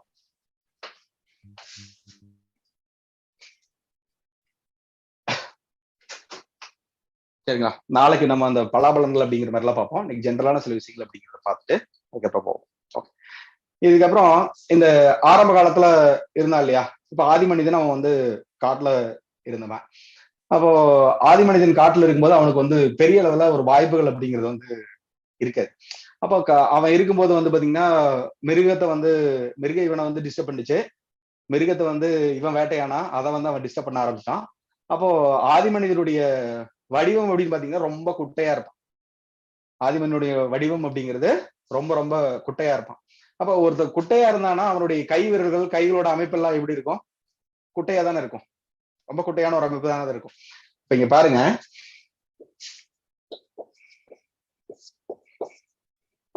ஆதி மனிதனுடைய கைகளுடைய அமைப்பு அப்படிங்கிறது குட்டையான ஒரு அமைப்பு இருக்கு. இப்ப அவனுடைய வசிப்பிடம் அப்படிங்கிறது எப்படி இருந்திருக்கும்? அவன் குகைகள்ல போய் இருந்திருப்பான். அப்ப அவனுடைய கைகள் அந்த குகைல போய் குமிஞ்சு குமிஞ்சு போயிட்டு தானே இருந்திருப்பான். அப்ப அந்த மாதிரி இருக்கும்போது வந்து பாத்தீங்கன்னா அவன் அந்த குனிஞ்சே இருக்கிறனால அவனுக்கு அந்த ஜீன்ல வந்து பாத்தீங்கன்னா அது வந்து பதிஞ்சிருச்சு. அப்ப அந்த மாதிரி பதியும் போது என்ன நடந்துச்சு அப்படின்னா அவன் வந்து எல்லாத்துக்கும் ஒரு அடிபணிஞ்சே இருக்கக்கூடிய ஒரு அமைப்பு அப்படிங்கிறது வந்து இருந்துச்சு. அவனுக்கு பெருசா ஒரு ஆளுமை பண்ணணும் அப்படிங்கிற ஒரு அதிகாரம் பண்ணணும் அப்படிங்கிற ஒரு அமைப்புல அவனுக்கு வந்து பாத்தீங்கன்னா இல்ல. அப்ப அந்த மாதிரியான அமைப்புல அந்த இது வந்து குட்டையா கை இருக்கு இல்லையா, இந்த மாதிரி குட்டையா இருக்கக்கூடிய கையில வந்து பாத்தீங்கன்னா இதை வந்து ஒரு அடிப்படை கை அப்படின்னு சொல்லி சொல்றாங்க. அதுல வந்து அடிப்படை கை அப்படின்னு பாத்தீங்கன்னா அதுல பெரிய அளவுல ரேகைகள் அப்படிங்கிறதே இருக்காது. சும்மா பாத்தீங்கன்னா ஒரு 2-3 ரேகைகள் அப்படிங்கிற மாதிரி இருக்கும். அடிப்படை கை இருந்துச்சு அப்படின்னா ஒரு 2-3 ரேகைகள் மட்டும் இருக்கும். பெரிய லெவல மற்ற ரேகைகள் அப்படிங்கிறது வந்து இருக்காது. இது வந்து ஒரு பேசிக் ஹேண்ட்ஸ் அப்படின்னு சொல்லுவாங்க. ஜெனரலா தெரிஞ்சுக்கோ, இதை பத்தில டெப்தா பார்க்க போறோம். நான் ஒரு இன்ட்ரோடக்ஷனுக்காக இன்னைக்கு சொல்றேன். சரிங்க, அதெல்லாம் நாளைக்கு பார்ப்போம். அதுக்கு ஒரு பலன் எல்லாம் என்ன, எப்படி எப்படி எல்லாம் நான் பார்க்கணும். இது சொல்லலாமா வேணாமா, இது பலனா சொல்லலாமா வேண்டாமா அப்படின்னு சொல்லி எல்லாம் நாளைக்கு பார்ப்போம். அப்போ கிராமப்புறங்கள்ல சொல்லுவாங்க, அதாவது குட்டையா இருக்கணும்னு நம்ப கூடாது, கல்லனை நம்பினாலும் குள்ளனை நம்ப கூடாது அப்படின்னு சொல்லி சொல்லுவாங்க. அப்ப அது ஏன் வந்து அந்த மாதிரி சொல்றாங்க அப்படின்னா குட்டையா இருக்கிறவங்க எப்பவுமே வந்து பாத்தீங்கன்னா அந்த ஷார்ட் டெம்பரா இருக்கும். சீக்கிரமா கோவப்பட்டுருவாங்க, சீக்கிரமா உணர்ச்சி வசப்போடு அமைப்பு வந்துடும். திடீர்னு எதுக்கு வந்து கோவப்படுறாங்க, எதுக்கு வந்து இதா பேசுறாங்க அப்படிங்கிற மாதிரி சொல்லுவாங்க. அப்ப நீங்க பாருங்க, குட்டையா இருக்கிறவங்க நீங்க கவனிச்சு பாத்தீங்க அப்படின்னா திடீர்னு வந்து கோவப்பட ஆரம்பிச்சு. புரியுதுங்களா? அந்த மாதிரி ஒரு அமைப்பு அப்படிங்கிறது வந்து இருக்கு. அதுக்காக இவங்க வந்து சொல்லுவாங்க. அப்ப அந்த குட்டை அப்படிங்கிறத அவன் இருந்ததுனால அவன் பெரிய அளவு அந்த கோபமா இருந்தால்தான் அவன் வந்து அதை ஆளுமை பண்ண முடியும். அவன் அந்த காட்டை வந்து பாத்தீங்கன்னா இது பண்ண முடியும். அந்த அளவுக்கு தான் அவங்க வந்து இருந்துச்சு. அப்போ ஆதிமனிதனுடைய கைகள் அப்படிங்கிறது இந்த குட்டையா இருந்துச்சு அப்படிங்கிறது இதை வந்து பாத்தீங்கன்னா அடிப்படை கை அப்படின்னு சொல்லி சொல்றாங்க.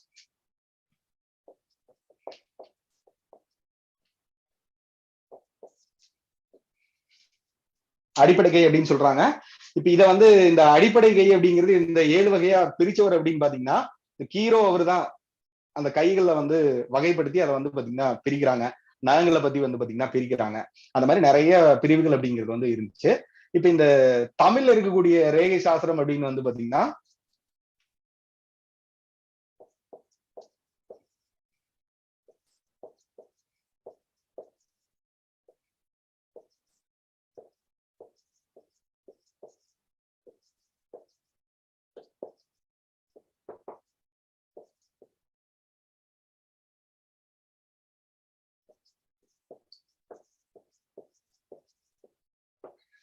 இந்த மாதிரி சில நூல்கள் அப்படிங்கிறது வந்து பாத்தீங்கன்னா கைகள்ல இருக்கு. இல்ல இந்த கௌசிக நாடி, அகஸ்திய நாடி, காகபுஜன நாடி எல்லாம் இருக்கு, அதெல்லாம் வந்து பாத்தீங்கன்னா கிடைக்கிறது கிடையாது. இது வந்து ஒரு சில இனத்தவர்கள் வந்து பாத்தீங்கன்னா வச்சிருக்காங்க. இதுக்கப்புறம் இந்த கமலமுனிவர் அதை பத்தி கிடைக்குது. ஞானமுனிவர் அப்படிங்கிறதும் அது வந்து கிடைக்குது. இதுக்கப்புறம் இந்த ஹஸ்தரேகை சாஸ்திரம் அப்படிங்கிறது வந்து கிடைக்குது. அந்த மாதிரி கிடைச்சா கூட அதுல வந்து பாத்தீங்கன்னா பலன் சொல்ற மாதிரி வந்து இருக்காது. ஒரு எடுத்து நீங்க பாக்குற மாதிரி இருக்காது. நீ படிக்கிற மாதிரி இருக்கும். படிச்சுக்கலாம் சின்ன சின்ன விஷயங்கள் அப்படிங்கிறது வந்து பாத்தீங்கன்னா தெரிஞ்சுக்கலாம். அந்த மாதிரி ஒரு அமைப்பு அப்படிங்கிறது வந்து இருக்கு. ஆங்கிலங்கள்ல நிறைய புத்தகங்கள் அப்படிங்கிறது இருக்கு. இந்த கீரோ புத்தகங்களை நிறைய எழுதி வச்சிருக்கு. அப்ப அவர் வந்து அவரோட நூல்கள்ல வந்து சொல்லும் போது என்ன சொல்றாரு அப்படின்னா, நீங்க இந்தியா வந்துதான் நான் வந்து கத்துக்கிட்டேன். நான் வந்து காஷ்மீர்ல போகும்போதும் காசியில போகும்போதும் அவங்க வந்து பாத்தீங்கன்னா காமிச்சாங்க. அதுல வந்து சில வகையான மரப்பட்டைகளை வந்து காமிச்சாங்க. சில வகையான மனிதர்களுடைய தோல்ல வந்து அது எழுதியிருந்தாங்க. விலங்குகளோட தோல்லயே வந்து அதுல எழுதி வச்சிருந்தாங்க. ஏன்னா அந்த அந்த காலகட்டத்துல இந்த பேப்பர் இல்லாத காலகட்டம் அப்படிங்கிறதுனால அவங்க ஒரு இருக்கணும் அப்படிங்கறக்காக அவங்க வந்து இது பண்ணி வச்சிருந்தாங்க அப்படிங்கிற மாதிரி அவர் வந்து சொல்லியிருக்காரு. அந்த அமைப்புலயும் இதை வந்து பாத்தீங்கன்னா தெரிஞ்சுக்கும் இந்த மாதிரி எல்லாம் இருக்கு அப்படின்னு சொல்லிட்டு. இதுக்கு ஒரு வடிவம் அப்படிங்கிறது இந்த அடிப்படை கை இதெல்லாம் வந்து வகை வகையா பிரிச்சவர் அப்படிங்கிறது அந்த கீரோ தான். சரிங்களா? ஆனா அதை வச்சு நிறைய பலாபலங்கள் அப்படிங்கிறது வந்து பாத்தீங்கன்னா சொல்ல முடியாது. ஜென்ரலா வந்து தெரிஞ்சுக்கலாம் இந்த மாதிரி எல்லாம் இருந்துச்சு அப்படிங்கறத நீங்க வந்து தெரிஞ்சுக்கலாம். அந்த மாதிரி ஒரு அமைப்பு அப்படிங்கிறது இருக்கு. ஓகே.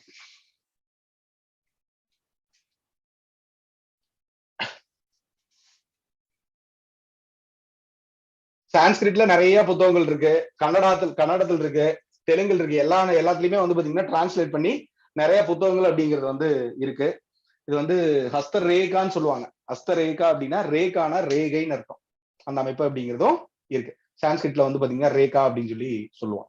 ஓகே, அதுல பாருங்க. ஃபர்ஸ்ட் இது வந்து அடிப்படை கை. இப்ப இந்த அடிப்படை கை அப்படி நீங்க ஜென்ரலா படிக்கும்போது வந்து பாத்தீங்கன்னா அடிப்படை கை அப்படின்னு இருக்கிறவங்க கோபக்காரங்க அப்படின்னு சொல்லி எடுத்துக்கலாம். இப்ப இந்த அடிப்படை கை இருந்தவன் வந்து அவன் வந்து பெருசா வந்து எதையும் வந்து பாத்தீங்கன்னா ஆய்வு பண்ணாம பட் சும்மா பொத்தம்பதுல ஓடிட்டு இருந்தான், வேட்டையாடுவான். அதுக்கப்புறம் அவனுக்கு தேவையானது பெரிய அளவுல அவன் அந்த வசதி வாய்ப்புக்காகவோ அதை பத்தி அவன் வந்து இயங்கலாம். அதுக்கப்புறம் அவன் வந்து சிந்திக்க ஆரம்பிச்சான். சிந்திக்க ஆரம்பிக்கும் போது என்ன பண்ணுது அப்படின்னா, சிந்திக்க ஆரம்பிக்கும் போதும் ஆரம்ப கால மனிதன் வந்து கல்ல வந்து ஆயுதமா பயன்படுத்தினான். அதுக்கப்புறம் கம்பு இந்த குச்சியெல்லாம் இருக்குல்லையா அதை வந்து ஆயுதமா பயன்படுத்தினான். அதுக்கப்புறம் உலோகங்கள் கண்டுபிடிக்கிறான். அதுக்கப்புறம் மலைகள்ல இருந்து சக்கரை அந்த கல்லெல்லாம் உருண்டு வரக்கூடிய ஒரு அமைப்பு இருக்கு, அதை பாக்குறான். ஓ, அப்போ உருண்டு வந்துச்சு, இதை நம்ம ஏதாவது ஒண்ணு பண்ணலாமே அப்படின்னு சொல்லிட்டு இந்த சக்கரங்களான அந்த கல்லலான சக்கரங்கள் அதை பயன்படுத்துறான். அதுக்கப்புறம் மரத்தை வந்து தச்சு வேலை அப்படிங்கறத வந்து அவன் வந்து கத்துக்கிறான். அப்ப இந்த மாதிரி ஒவ்வொரு வகையான அவன் பரிணாம வளர்ச்சி அடையும் போதும் அந்த கைகளுடைய அமைப்பு அப்படிங்கிறது வந்து மாறுது. அப்படிங்கறதுக்காக மொத்தம் 7 வகையான கை அமைப்பு அப்படிங்கறது வந்து பாத்தீங்கன்னா கொடுக்குறான். அப்ப இந்த அடிப்படை கை அப்படிங்கிறது குட்டையா இருந்தது. கொஞ்சம் அந்த கல்லை எடுத்து பயன்படுத்துறது, சில வகையான ஆயுதமா பயன்படுத்தும் போது அதுல அந்த சில ஷேப் அப்படிங்கிறது மாறுது. இப்ப நீங்க பாருங்க, இப்ப ஒரு கையை வந்து இப்போ ஜிம்னாஸ்டிக் எல்லாம் போகும்போது பாப்பீங்க, அல்லது சில வகையான அந்த ஆசனாஸ் பண்ணும்போது எல்லாம் பாப்பீங்க. யோகாசனம் பண்றாங்க இல்லையா, அவங்க எல்லாம் பாத்தீங்கன்னா ஃபர்ஸ்ட் ஆரம்ப காலத்துல பண்ணும்போது அவங்களுக்கு அந்த வளைவு அப்படிங்கிறது வராது. இப்போ ஒரு சக்கராசனம் பண்றாங்கன்னா அவனுக்கு வந்து வராது. அப்ப வரும்போது தினசரி வந்து அதை ட்ரை பண்ணிட்டே இருந்தாங்கன்னா அவனுக்கு அந்த உடம்பு அப்படிங்கிறது வளையும் தன்மை அப்படிங்கிறது வந்துடும். அதுக்கப்புறம் ஒரு ஒரு 6-7 வருஷம் அவர் பண்ணாம இருந்தா கூட ஒரு 2-3 நாள் அதை பண்ணா கூட அது வந்து பாத்தீங்கன்னா எளிமையா வந்துடும். இப்போ உடம்போட தன்மை அப்படிங்கிறது அந்த மாதிரிதான் வடிவமைச்சிருக்கான். அந்த அமைப்புல இந்த அடிப்படை கையா இருந்தது வந்து இந்த அவன் வேலையின் காரணமாக சில வகையான இதை வந்து பயன்படுத்தும் போதும் புதிய விஷயங்கள் அவனுக்கு அது கத்துக்கும் போதும் அவரோட கைகள்ல சில மாறுதல் அப்படிங்கிறது வந்து பாத்தீங்கன்னா ஏற்படுது. அதுக்கு வந்து சதுர கை அப்படின்னு பேர்.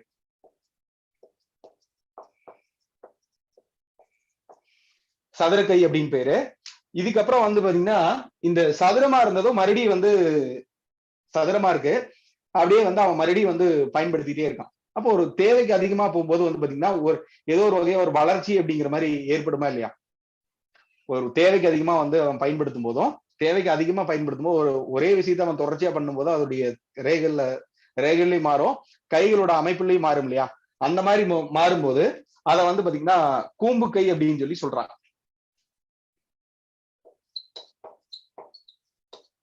மொத்தம் 7 வகையான கை அமைப்பு இருக்கு அப்படிங்கறத தெரிஞ்சுக்கோங்க. அடிப்படை கை, சதுர கை, கூம்பு கை, இதுக்கப்புறம் துடுப்பு முனை கை, படகு மாதிரி இருக்கிறது.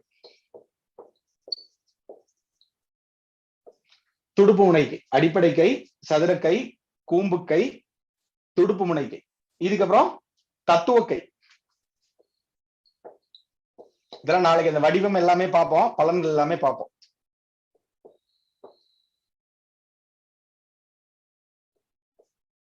அடிப்படை கை, சதுரக்கை, கூம்புக்கை, துடுப்பு முனைக்கை, தத்துவக்கை, இதுக்கப்புறம் மனோ தத்துவக்கை.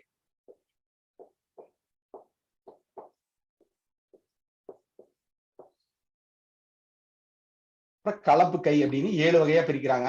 இதை பத்தி பலன் எல்லாமே நாளைக்கு பார்ப்போம். ஓகே, 7 வகையான கைகள் அப்படிங்கிறது இருக்கு அப்படிங்கிறது வந்து தெரிஞ்சுக்கோ. அப்ப இந்த 7 வகையான கைகள் அப்படிங்கிறது வந்து வகைப்படுத்திட்டார். இந்த கீரோ அப்படிங்கிறது வந்து பாத்தீங்கன்னா வகைப்படுத்துறாரு. தமிழ் நூல்கள் அப்படிங்கிறது மாதிரி இல்ல, ஆங்கிலத்துல வந்து இருக்கு. வாய்ப்பு இருக்கிறவங்க அந்த கீரோட புத்தகம் வாங்கினீங்கன்னா நீங்க வந்து படிக்கலாம். ஓகே, இந்த கீரோ அப்படிங்கிறது வந்து அவரோட பேர் என்னன்னு தெரியாது ஆரம்ப காலத்துல. இவர் இந்த கைரேகை பத்தி அவர் வந்து ஆய்வு பண்ணி புத்தகங்கள்லாம் எழுதுனதுனால இந்த கீரோ அப்படின்னா கையின்னு அர்த்தம். இது வந்து கிரீக் வேர்ட். கீரோ அப்படின்னா கையின்னு அர்த்தம். அதனால அதை பத்தி அவங்க ஆய்வு பண்ணதுனால அவர் பேர்லயே அதே பேர்லயே அவர் வந்து அழைக்க ஆரம்பிச்சிட்டாங்க, ஹீரோ அப்படின்னு சொல்லி அழைக்க ஆரம்பிச்சிட்டாங்க. இந்த தமிழ்ல கூட ஒரு சிலர் வந்து பாத்தீங்கன்னா அது வந்து சீரோன்னு கூட சொல்லுவாங்க.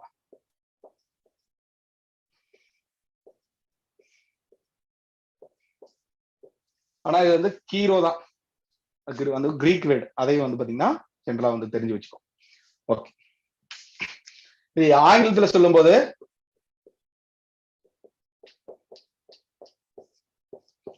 இதுல வந்து பாம் அப்படின்னா கையே, இது வந்து மாஸ்டரி,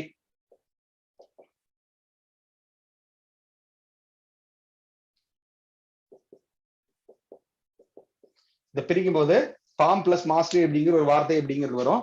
இந்த பாம் மாஸ்டரி அப்படின்னா கைரேகை பத்தி ஒரு ஞானம் அப்படின்னு சொல்லி இருக்கு.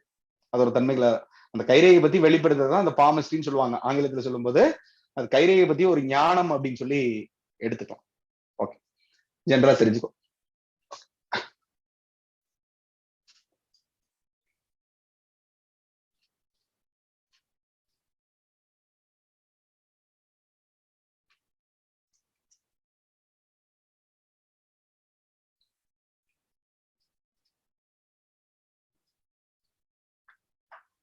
இந்த சமஸ்கிருதத்துல வந்து இது யார் வந்து தோற்றுவிச்சாங்க அப்படின்னு சொல்லி பார்க்கும்போது இந்த கைரேகை சாஸ்திரம் உருவாகுனுக்கு அவங்க ஒரு வரலாறு சொல்லுவாங்க. ஏன்னா ஒவ்வொரு இடத்துலயுமே ஒவ்வொரு வகையான வரலாறு அப்படிங்கிறது வந்து இருக்கு. எல்லாத்தையுமே கொஞ்சம் கொஞ்சமா தெரிஞ்சுட்டீங்க அப்படின்னாவே உங்களுக்கு கொஞ்சம் பயனுள்ளதா இருக்கும். அதை பத்தி இப்படி எல்லாம் இருந்திருக்கா அப்படிங்கிற மாதிரி இருக்கு.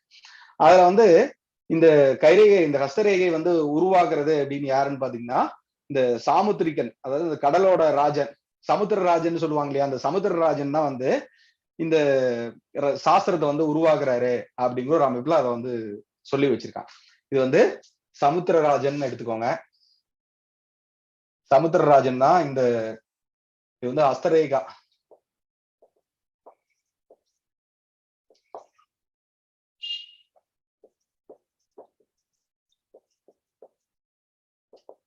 சமுத்திரராஜன் தான் இதை வந்து உருவாக்குனாரமா. இந்த அதாவது சமுத்திரராஜன் அப்படிங்கிறது கடலுடைய அரசன் எடுத்துக்கலாமா. இப்ப இந்த பாருங்க, ஆகாயம் தான் வந்து பாத்தீங்கன்னா பார்க்கடல். அப்ப அந்த அமைப்புல இந்த ஆகாயத்துல வந்து பாத்தீங்கன்னா விஷ்ணு வந்து படுத்திருக்கார், பள்ளி கொண்டிருக்கார். அப்ப அந்த அமைப்புல இந்த ஒரு ஆகாயம் வந்து எங்க தொடங்குது எங்க முடியுது அப்படின்னு சொல்லி அதோட தன்மைகளே வந்து தெரியவே இல்லை. ஆனா இது வந்து யார் முழுமையா பார்த்திருக்காங்க அப்படின்னு பார்க்கும்போது, இப்ப நம்மளே வந்து ஒரு கடற்கரையில் நின்று நம்ம வந்து வேடிக்கை பார்த்தோம் அப்படின்னு வச்சுக்கலாமே, அந்த ஆகாயம் வந்து பாத்தீங்கன்னா அந்த கடலை தொட்டி முடிகிற மாதிரி இருக்கும். அந்த ஒரு அமைப்பு இருக்கிறதுனால இந்த சமுத்திரராஜன் அப்படிங்கிறவர் தான் இந்த ஹஸ்தரேகை, இந்த விஷ்ணுவுடைய உடல் அங்கத்துல என்னென்ன வகையான குறியீடுகள் இருக்கு, அதுக்கு என்னென்ன பலாபலன்கள் இருக்கு அப்படிங்கிற மாதிரி அவர் வந்து வடிவமைச்சதா வந்து அந்த நூல்கள்ல வந்து பாத்தீங்கன்னா இருக்கு. அதை வந்து ஜென்ரலா வந்து தெரிஞ்சு வச்சுக்கோங்க. இதுக்கப்புறம் இந்த ஹஸ்தரேகை அப்படிங்கிறது வந்து பாத்தீங்கன்னா அங்கலட்சண சாஸ்திரத்துல வரக்கூடிய ஒரு அமைப்பு. அங்கலட்சண சாஸ்திரத்துல வரக்கூடிய ஒரு அமைப்பு அப்படிங்கிறத அந்த ஹஸ்தரேகை அப்படின்னு சொல்லி இருக்கு. அதுல வந்து முகத்துடைய அமைப்பை வச்சு ஒரு பலாபலன்கள் வந்து சொல்லியிருக்காங்க. அதுக்கப்புறம் சில அந்த ஓவியம் அப்படிங்கிறது இந்த முடியோட தன்மை வச்சு அதோட இதெல்லாமே வந்து பாத்தீங்கன்னா வடிவமைச்சிருப்பாங்க அப்படிங்கிற மாதிரி கூட அவங்க சொல்லியிருப்பாங்க. அப்ப அந்த மாதிரி எல்லாம் இருந்தா கூட இந்த கைரேகை அப்படிங்கிறது ஒரு அங்கலட்சண சாஸ்திரத்துல வரக்கூடிய ஒரு சாஸ்திரம் அப்படின்னு சொல்லி நீங்க வந்து தெரிஞ்சுக்கலாம். இது வந்து ஒரு சாஸ்திரம் அப்படிங்கிறத இயல்பா வந்து பாத்தீங்கன்னா தெரிஞ்சுக்கலாம். ஓகே, இதுக்கப்புறம்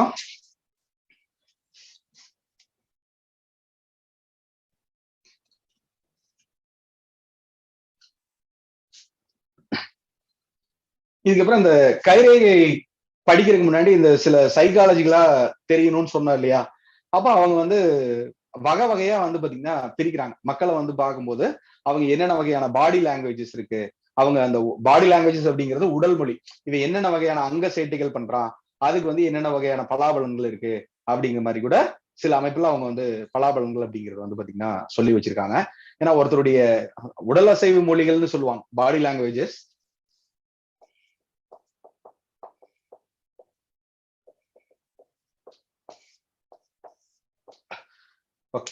இந்த பாடி லாங்குவேஜ் அப்படிங்கிறது இருக்கு. இப்ப இந்த பாடி லாங்குவேஜ் அப்படிங்கிறது என்ன அமைப்பு அப்படின்னா, இப்போ ஒருத்தர் என்னென்ன வகையான சேட்டைகள் பண்றான்.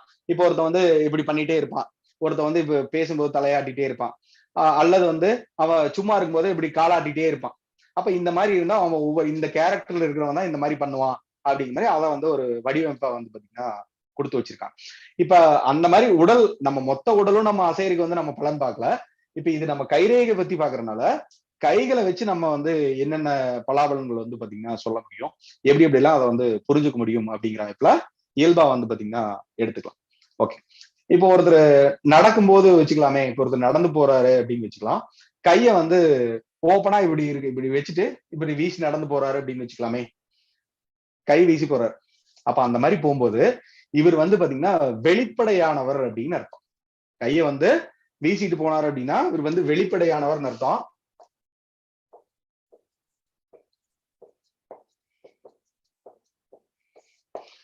இவர்கிட்ட எந்த விதமான ரகசியம் அப்படிங்கிறதும் வந்து வச்சுக்க மாட்டார். இவர் வந்து ஓப்பன் ஆனவர், மனசுல வந்து எதையுமே வச்சுக்க மாட்டாரு, மனசுல என்ன தோணுதோ அதை வந்து பேசிடுவார். இவர் வந்து ஒரு வெகுளித்தனமானவர் அப்படின்னு கூட எடுத்துக்கும். இவர் வந்து ரொம்ப ஒரு வெகுளித்தனமானவர் அப்படின்னு கூட எடுத்துக்கலாம். இப்ப நீங்க ரோட்ல போகும்போது இப்ப நீங்க கவனிச்சு பாப்பீங்க, இப்ப ஒருத்தர் நடந்து போறாங்களா இல்லையா, இப்ப இந்த அமைப்புல ஒருத்தர் அவன் கை மூடி போறானா அல்லது ஓபன் பண்ணி போறானா அப்படிங்கிற மாதிரி இது வந்து ஜென்ரலா வந்து பாத்தீங்கன்னா தெரிஞ்சுக்குவீங்க. இப்ப இதனாலதான் வந்து பாத்தீங்கன்னா ஒரு கம்பெனில இந்த சைக்காலஜி எல்லாமே வந்து தெரிஞ்சுக்கிட்டு தான் அவங்களை வந்து பாத்தீங்கன்னா வேலைக்கே வந்து எடுப்பாங்க. இதுல நிறைய கம்பெனிகள்லாம் ஃபாரின் பேஸ்டு கம்பெனிஸ் எல்லாமே வந்து அவரோட பாடி லாங்குவேஜ் எல்லாமே பார்த்துட்டு தான் எடுப்பாங்க. அதுக்குதான் அந்த சிசிடிவி அங்கங்க வந்து போட்டு வச்சிருப்பாங்க. இன்டர்வியூ எடுக்கிறதுக்கு முன்னாடியே பல வகையான டெஸ்ட் எல்லாம் எடுத்துட்டு தான் அவங்க வந்து கொடுப்பாங்க.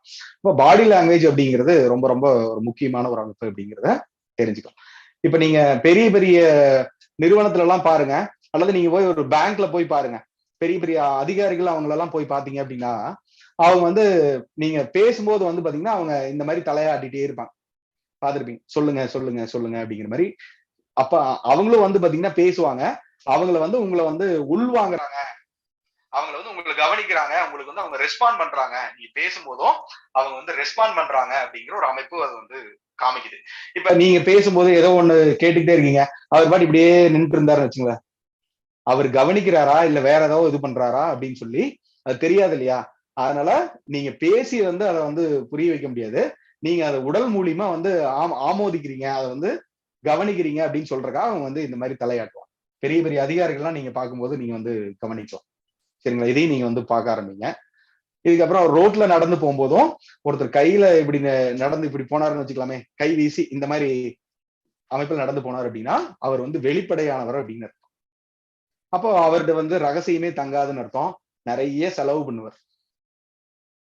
கைகள் வந்து விரிய நிலையில இருந்துச்சு அப்படின்னா அவர் வந்து நிறைய வகையான செலவு பண்ணுவார். கையில வந்து பாத்தீங்கன்னா காசு தங்காது அப்படின்னு சொல்லி சொல்லுவோம். அப்ப அந்த அமைப்புல நீங்க ரோட்ல போறவங்க எல்லாம் கேட்கலாம், இப்ப ஒருத்தர் கை வீசியே நடந்து போனாருன்னா காசு தங்க மாட்டேங்குதான்னு கேட்கலாம். சைக்காலஜியா ஒரு பலனா எடுத்துக்கலாமா இல்லையா, யூஸ்ஃபுல்லா இருக்குமா இல்லையா, அந்த மாதிரி ஒரு அமைப்பு. இது வந்து முதல் வந்து கை வீசிய நிலை. ரெண்டாவது வந்து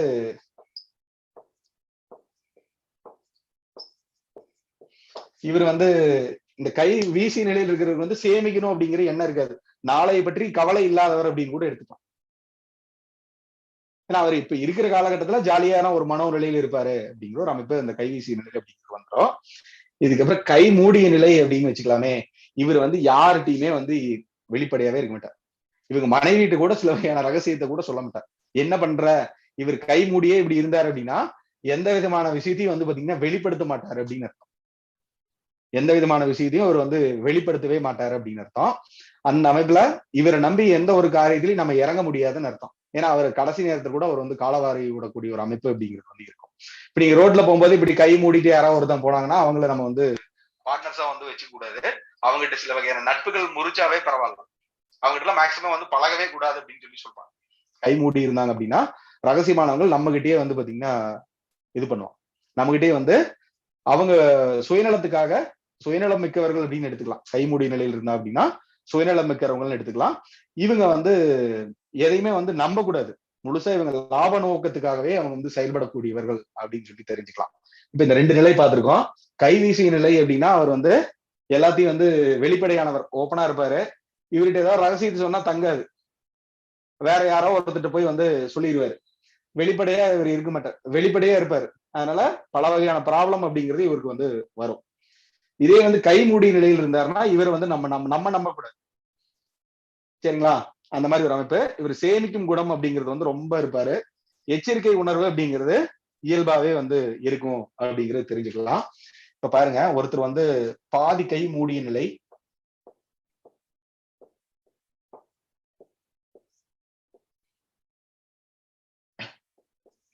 இப்ப இந்த பாதி கை மூடி இருந்துச்சு அப்படின்னு வச்சுக்கலாமே. இப்ப இந்த 2 நிலையும் கடந்தது இல்லையா, 2 கட்டானா இருப்பார்.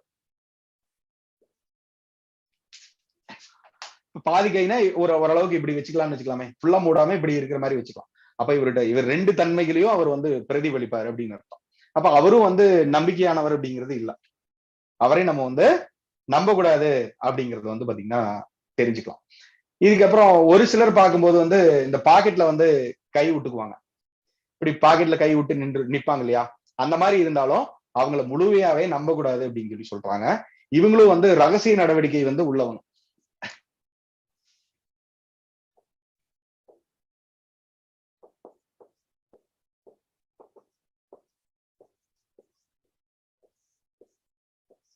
அடுத்து என்ன பண்ண போறேன் அப்படிங்கறத அவருக்கு வந்து யாருக்குமே வந்து பாத்தீங்கன்னா இது பண்ண மாட்டார். இது ஒண்ணு. இதுக்கப்புறம் இப்ப ஒரு சிலர் எல்லாம் பார்க்கும்போது இந்த கைய வந்து இப்ப பாருங்க, இப்படி முன்னாடி வச்சுட்டு நடந்து போவாங்க, இப்படி நடந்து போவாங்க, பாத்துருப்பீங்களா? இது யார் அதிகப்படியா இந்த மாதிரி பண்ணுவாங்க அப்படின்னா கொஞ்சம் மனநலம் பாதித்தவர்கள் அப்படிங்கறது இது பண்ணுவாங்க. தன்னம்பிக்கை குறைந்தவர்கள் நிறைய பேர் நடக்கும்போது இப்படி முன்னாடி வந்து கை போகும். சைட்ல தானே போகும், நம்ம ஜென்ரலா நடக்கும்போது கையில தானே சைட் போகும். இப்ப இந்த முன்னாடி கொஞ்சம் பாருங்க, இந்த ஒரு ஆட்டிசம் பாதித்த குழந்தைகள் ஒரு சிலதெல்லாம் பாத்தீங்கன்னா இந்த முன்னாடி இப்படி கை வச்சு இப்படி போயிட்டே இருக்கும், கை முன்னாடி வச்சு இந்த மாதிரி இருக்கும். அப்ப அந்த மாதிரி இருந்தாங்க அப்படின்னா இவங்க வந்து எளிதில் வந்து ஏமாற்றம் அடையக்கூடியவர்கள் அர்த்தம். அதிகப்படியா ஏமாறவங்க இந்த மாதிரி ஒரு அமைப்பு அப்படிங்கிற அர்த்தம். தன்னம்பிக்கை வந்து பாத்தீங்கன்னா குறைந்தவர்கள் அர்த்தம். எச்சரிக்கை உணர்வே இவங்களுக்கு வந்து பாத்தீங்கன்னா இருக்காது. திடீர்னு எந்த ஒரு பிரச்சனையுமே இவர் வந்து தாங்கக்கூடிய ஒரு அமைப்பு அப்படிங்கிறது இவருக்கு வந்து சுத்தமா இருக்காது. இந்த முன்னாடி இருக்கிறது வந்து பாத்தீங்கன்னா இவருக்கு அந்த எச்சரிக்கை உணர்வு இருக்காது. எதா இருந்தாலும் வந்து பாத்தீங்கன்னா தேவையெல்லாம் போய் ஒரு பிரச்சனையில மாற்றுறது எல்லாமே இவர் தான். சரிங்களா? அப்போ இந்த மாதிரி ஒரு அமைப்பு அப்படிங்கிறது வந்து இருக்கு. இன்னும் ஒரு சிலர் வந்து பாத்தீங்கன்னா இப்போ நல்லா பாருங்க, பின்னாடி வந்து கை கட்டி நிப்பாங்க. பின்னாடி கை கட்டி நிப்பாங்களா? இங்க பாருங்க,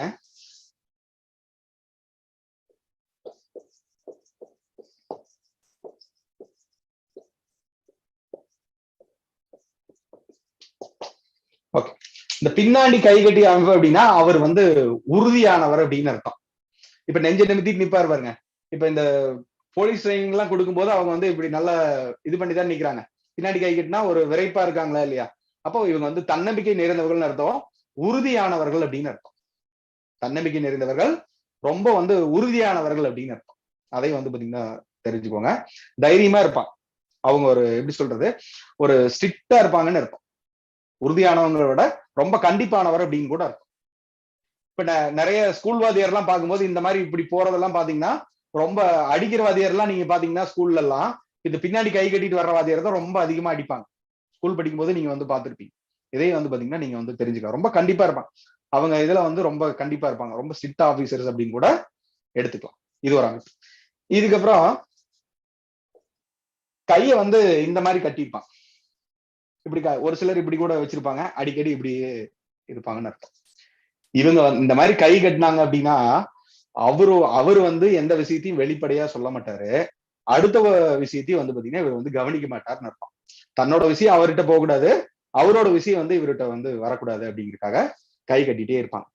இப்ப இந்த ஒரு சிலர் எல்லாம் பார்க்கும்போது இந்த கை கட்டிட்டே இருந்தாங்கன்னு வச்சுக்கலாமே, அவங்கள வந்து சொல்லுவாங்க, இப்ப யாராவது ஒரு பெரிய குருநாதர் இந்த கையை முதல்ல ரிலாக்ஸா விடுன்னு சொல்லுவாங்க. அந்த மாதிரி கை கட்டு இருந்தாங்க அப்படின்னா அவர் சொல்றது இவர் கேட்க மாட்டாரு, இவரு வந்து எதையுமே வந்து பாத்தீங்கன்னா ஏத்துக்கூடிய மனப்பான்மையில் இருக்க மாட்டாரு, இவரும் எதுவுமே வந்து அதுக்கு ஆமோதிக்க மாட்டார்.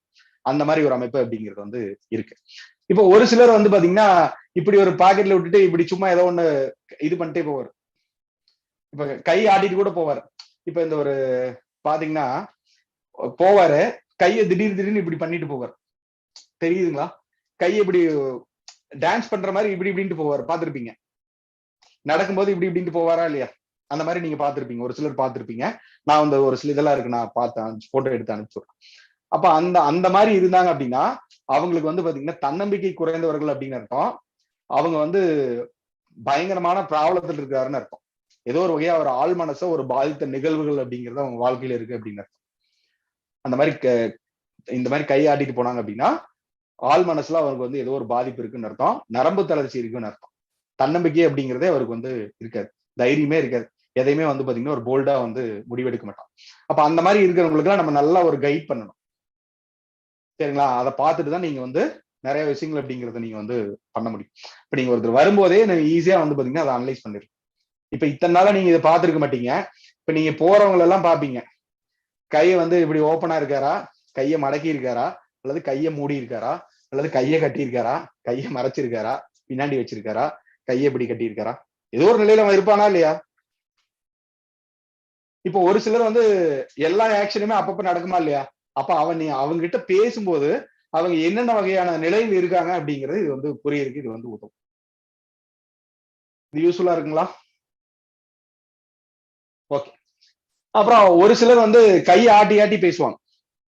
பேசும்போது சரி பாத்துக்கிறேன் நான் உன்னை அப்படின்னு சொல்லுவாங்க இல்லையா? அந்த மாதிரி இருந்தாங்க அப்படின்னா, அந்த மாதிரி ஒரு பாடி லாங்குவேஜ், கையை வச்சு பாடி லாங்குவேஜ் இப்படி பண்ணாங்க அப்படின்னா ஆதிக்கம் வந்து அவங்க சொல்றதை நீங்க கேட்டே ஆகணும் அப்படிங்கிற ஒரு ஆதிக்கம் அவங்ககிட்ட இருக்கு அப்படின்னா அப்ப அவங்ககிட்ட எல்லாம் நம்ம கொஞ்சம் தள்ளிதான் இருக்கணும். யாரும் யாருக்கும் அடிமை இல்லையா இல்லையா? இப்ப அந்த மாதிரி ஒருத்தன் கையாட்டி பாரு அப்படிங்கிற மாதிரி பேசினாங்கன்னா அவங்க வந்து உங்க மேல ஆதிக்கம் செலுத்த போறாருன்னு அர்த்தம். இப்ப நீங்க பாருங்க, நிறைய மேலதிகாரிகள் எல்லாம் பார்க்கும்போது கீழ் அதிகாரிகளுக்கு வேலை செய்யும்போது அதை போய் பண்ணு அப்படிங்கிற மாதிரி கையில வந்து பண்ணுவாங்க, கையில ஆக்ஷன் பண்ணுவாங்க, பாத்திருப்பீங்களா இல்லையா?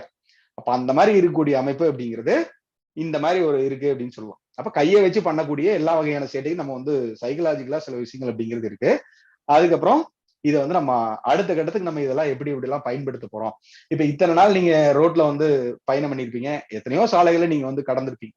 இப்ப இந்த விஷயம் அப்படிங்கிறது நீங்க வந்து கவனிச்சிருக்க மாட்டீங்க, சரிங்களா? இது இந்த கைரேகை சாஸ்திரத்துக்கு ஒரு அவசியமான ஒண்ணா இருக்கிறதுனால இதை வந்து நான் உங்களுக்கு வந்து பதிவு பண்றேன், சரிங்களா?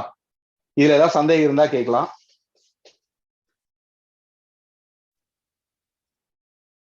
ஓகே, சரி. அப்புறம் நம்ம கடைசியா பேசிக்குவோம், சந்தேகம் நம்ம கடைசியா பேசிக்குவோம். இது வந்து ஒரு அமைப்பு.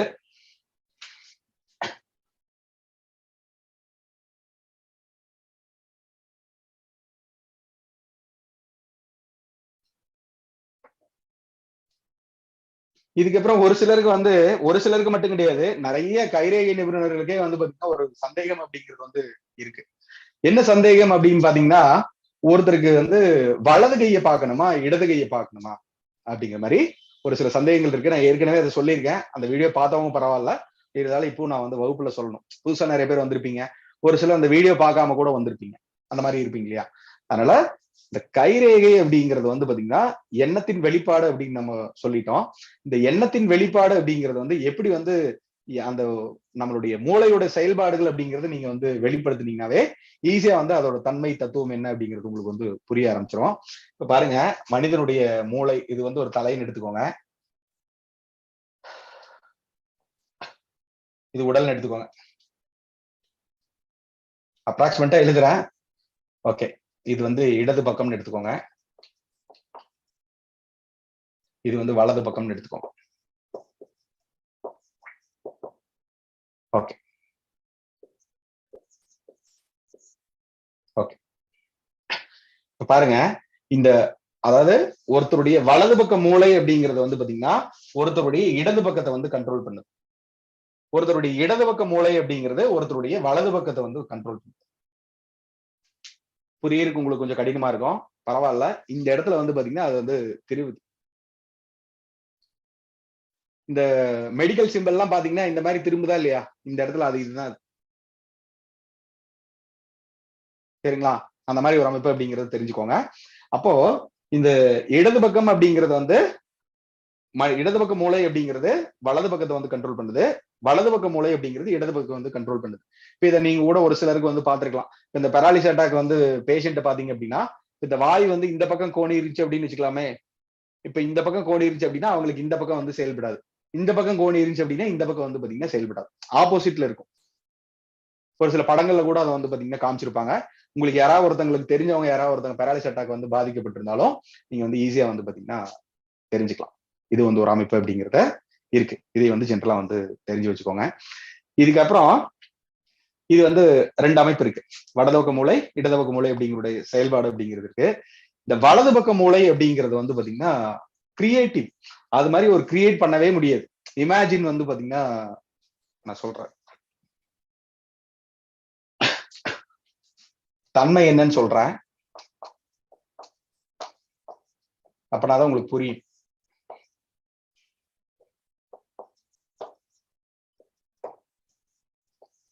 ஓகே, இந்த வலது பக்க மூளையோட செயல்பாடு அப்படின்னு பாத்தீங்கன்னா கற்பனையோட தொடர்புடையது, கற்பனை உலகம்னு எடுத்துக்கலாம்.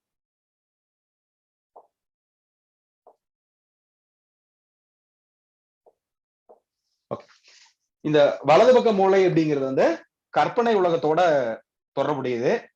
இதுக்கப்புறம் ஒரு கலா ரசனைன்னு சொல்லுவாங்க இல்லையா,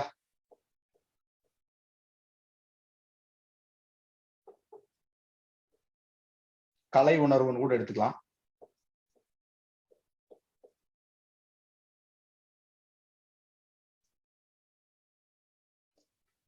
இந்த இடது பக்க மூளையோட செயல்பாடு என்ன அப்படின்னு பாத்தீங்கன்னா அதுக்கு வந்து பெருசா வந்து கற்பனை பண்ணலாம் தெரியாது. அது என்ன வந்து ரிஜிஸ்டர் ஆயிருக்கோ அதை மட்டும் வந்து பாத்தீங்கன்னா பேச ஆரம்பிக்கும், அதை மட்டும்தான் அதை எடுத்து செயல்படுத்த ஆரம்பிக்கும். அப்போ இந்த தன்மை அப்படிங்கிறது வந்து இயல்பா இருக்கும் அப்படிங்கிறது வந்து புரிஞ்சுக்கும். இடது பக்க மூளை அப்படிங்கிறது நீங்க இது வரைக்கும் என்னென்னலாம் படிச்சிருக்கீங்க அதை வந்து சேமிச்சு வச்சிருக்கீங்க, அதை மட்டும்தான் எடுத்து பேசும். வலது பக்க மூளையோட செயல்பாடு என்ன பண்ணும் அப்படின்னா அதை வந்து ஈக்குவேட் பண்ணி பார்த்து இது எந்தெந்த இடத்துல எல்லாம் இருந்திருக்கு அப்படிங்கிற மாதிரி இந்த ஹைப்பர் லிங்க்னு சொல்லுவாங்க. இந்த எக்ஸல் சீட்ல ஒர்க் பண்ணும்போது கம்ப்யூட்டர்ல ஒர்க் பண்ணும்போது ஹைப்பர் லிங்க்னு சொல்லுவாங்க. அது எந்தெந்த இடத்துல எல்லாம் அந்த வேர்டு இருக்கு அப்படிங்கிறத இணைச்சு வந்து இது பலன் சொல்றதுக்கு இந்த வலது பக்க மூளையோட தன்மை அப்படிங்கிறது வந்து தேவை. அப்போ ஒவ்வொரு ஜோதிடருக்குமே இந்த வலது பக்க மூளையோட செயல்பாடு இருந்துச்சு அப்படின்னா அதுக்கு சில பயிற்சிகளா இருக்கு, நான் கடைசியா சொல்றேன். இந்த வலது பக்க மூளையோட செயல்பாடு நீங்க பண்ணிட்டீங்க அப்படின்னா ஜோதிடத்துறையில நீங்க வந்து ரொம்ப பிரபலம் ஆக முடியும், ரொம்ப ஈஸியா வந்து பாத்தீங்கன்னா சாதிக்க முடியும். சரிங்களா, அந்த மாதிரி ஒரு அமைப்பு இருக்கு அப்படிங்கிறத தெரிஞ்சுக்கோங்க. இப்ப இந்த கலா ரசனைன்னு வச்சுக்கோமே, இவர் வந்து ரசிக்கக்கூடிய ஒரு அமைப்பு, எந்த ஒரு இதா இருந்தாலும் ஒரு ரசனையோட வந்து பார்ப்பார். இப்ப பாருங்க, இப்ப ஒரு பொருளை வந்து காமிக்கிறாருன்னு வச்சுக்கலாமே, ஏதோ ஒரு பொருள் இருக்கு,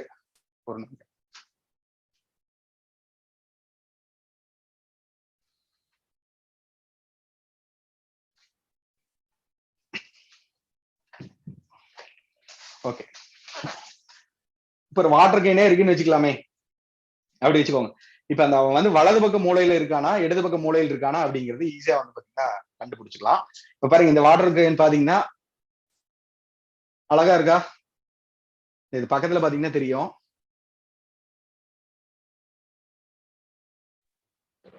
தெரியுதுங்களா? ஆமா சார், அழகா இருக்கு. ஓகே, இது பாத்தீங்கன்னா அழகா இருக்கும். இப்ப இந்த வலது பக்க மூளையோட செயல்பாடு ஒருத்தனுக்கு இருந்துச்சு அப்படின்னா இது வந்து அழகா இருக்கு, எங்க வாங்கின அப்படின்னு கேட்பான், அதை ரசிப்பான், சூப்பரா இருக்கு அப்படியே அவன் ஹேண்டில் பண்ணி பாக்குறதுக்கு அவன் வந்து ஆசைப்படுவான். இடது பக்க மூளையோட செயல்பாடு என்ன அப்படின்னா இது வந்து எத்தனை ரூபான்னு ஆராய்ச்சி பண்ண ஆரம்பிச்சு.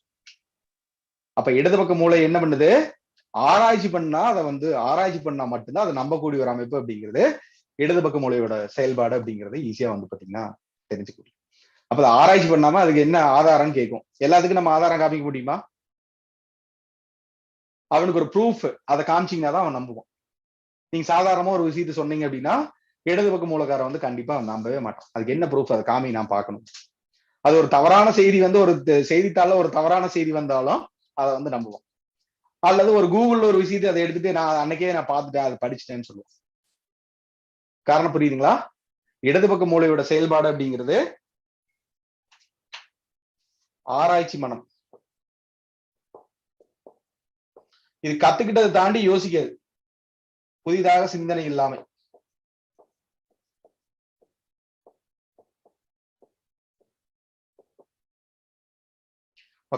இப்ப இந்த வலது பக்க மூளையோட செயல்பாடு இருக்கிறவங்க வந்து அவங்களை நீங்க ஆய்வு பண்ணி பாத்தீங்க அப்படின்னு வச்சுக்கலாமே, அவங்க ரொம்ப கேஷுவலா இருப்பாங்க. அவங்க வந்து ஜாலியா இருப்பாங்க. எதையுமே வந்து பாத்தீங்கன்னா பயப்படாம இருப்பாங்க. ரொம்ப டேக் இட் ஈஸி பாலியப்ப எவ்வளவு பெரிய ப்ராப்ளம் இருந்தாலும் ஈஸியா வந்து பாத்தீங்கன்னா அந்த வலது பக்க மூளை இருக்கிறவங்க வந்து ரொம்ப ஈஸியா வந்து ஹேண்டில் பண்ணிட்டே போயிருப்பாங்க. இடது பக்க மூளை இருந்தாங்கன்னா அதை சுத்தியே வந்து பாத்தீங்கன்னா பயப்பட்டுக்கிட்டே இருப்பாங்க. ரொம்ப பயந்தவங்க. ஐயோ நாளானைக்கு என்ன பண்றது, அதுக்கு அடுத்த நாள் என்ன பண்றது, என்ன பண்ண போறோம், எதிர்காலத்தை பத்திய பயம் அப்படிங்கிறது யார் யாருக்கெல்லாம் இருக்கோ நீங்க வந்து இடது பக்க மூளையோட செயல்பாட்டுல இருக்கீங்க அப்படின்னு அர்த்தம்.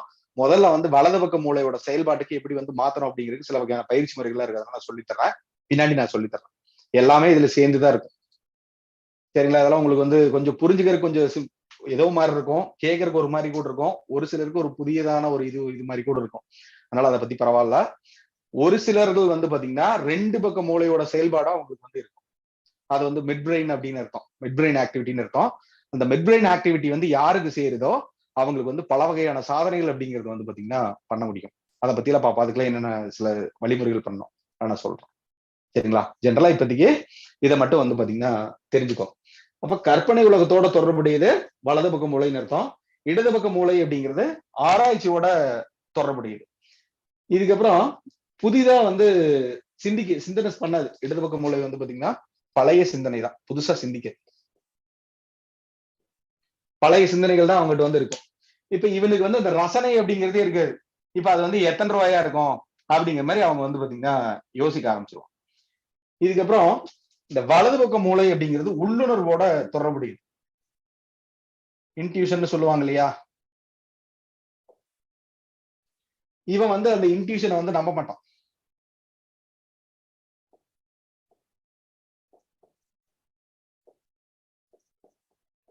அந்த மாதிரிலாம் இருக்காது அப்படின்னு சொல்லி யோசிக்க ஆரம்பிப்பான். ஓகே, இப்ப ஒவ்வொரு ஜோதிடருக்கும் அந்த உள்ளுணர்வு இருந்துச்சு அப்படின்னா நல்லா இருக்குமா இல்லையா? அப்புறம் அடுத்த நிலைக்கு போக முடியும். அதுக்கு என்ன இன்ட்யூஷன் சொல்லுது, அதை வச்சு நம்ம அடுத்த கட்டத்துக்கு எப்படி போகலாம் அப்படிங்கிற மாதிரி ஒரு அமைப்பு அப்படிங்கிறது இந்த உள்ளுணர்வு இருக்கிறவங்களுக்கு இருக்கும். உள்ளுணர்வு இல்லாதவங்க அது எதுவுமே நம்பாம அது அப்படிதான் நடக்கும் போல தெரியுது அப்படிங்கிற மாதிரி அவங்களே வந்து ஆழமா வந்து பதிச்சு வச்சிருவாங்க.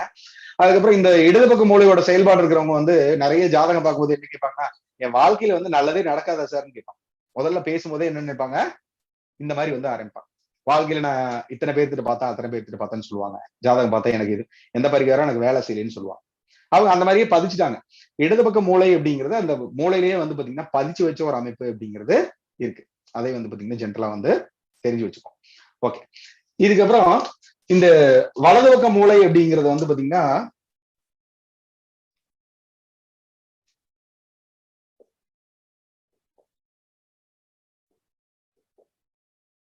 இதுக்கு வந்து எல்லையே கிடையாது.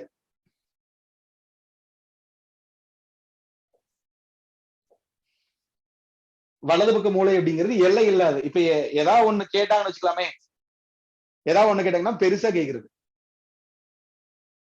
ஆனா இந்த இது வந்து பாத்தீங்கன்னா இடது பக்க மூளை என்னன்னா தேவைக்கு இன்னைக்கு என்ன தேவையோ நாளைக்கு என்ன தேவையோ அந்த மாதிரி வந்து கேக்குறது. அதை தாண்டி இது வந்து எப்படி சொல்லலாம்னா அவங்களுக்கு புரியுற மாதிரி இன்னும் சொன்னோம்னா, இது வந்து குறுகிய வட்டம்னு அர்த்தம். இது வந்து அந்த வட்டத்துக்கு வந்து அளவே இல்லைன்னு அர்த்தம், எல்லை இல்லாத ஒரு வட்டம் அப்படின்னு அர்த்தம். இதுக்குள்ள இது வந்து அவுட் ஆஃப் பவுண்டரியே இதுல கிடையாது. இதுக்கு வந்து அன்லிமிட்டட்னு அர்த்தம். இது வந்து லிமிட்டட், இது வந்து அன்லிமிட்டட் அப்படின்னு அர்த்தம். இப்ப இந்த இடது பக்க மூளையோட செயல்பாடு அப்படின்னு பார்க்கும்போது சுயநலம் அப்படின்னு கம்பல்சரியா இருக்கு.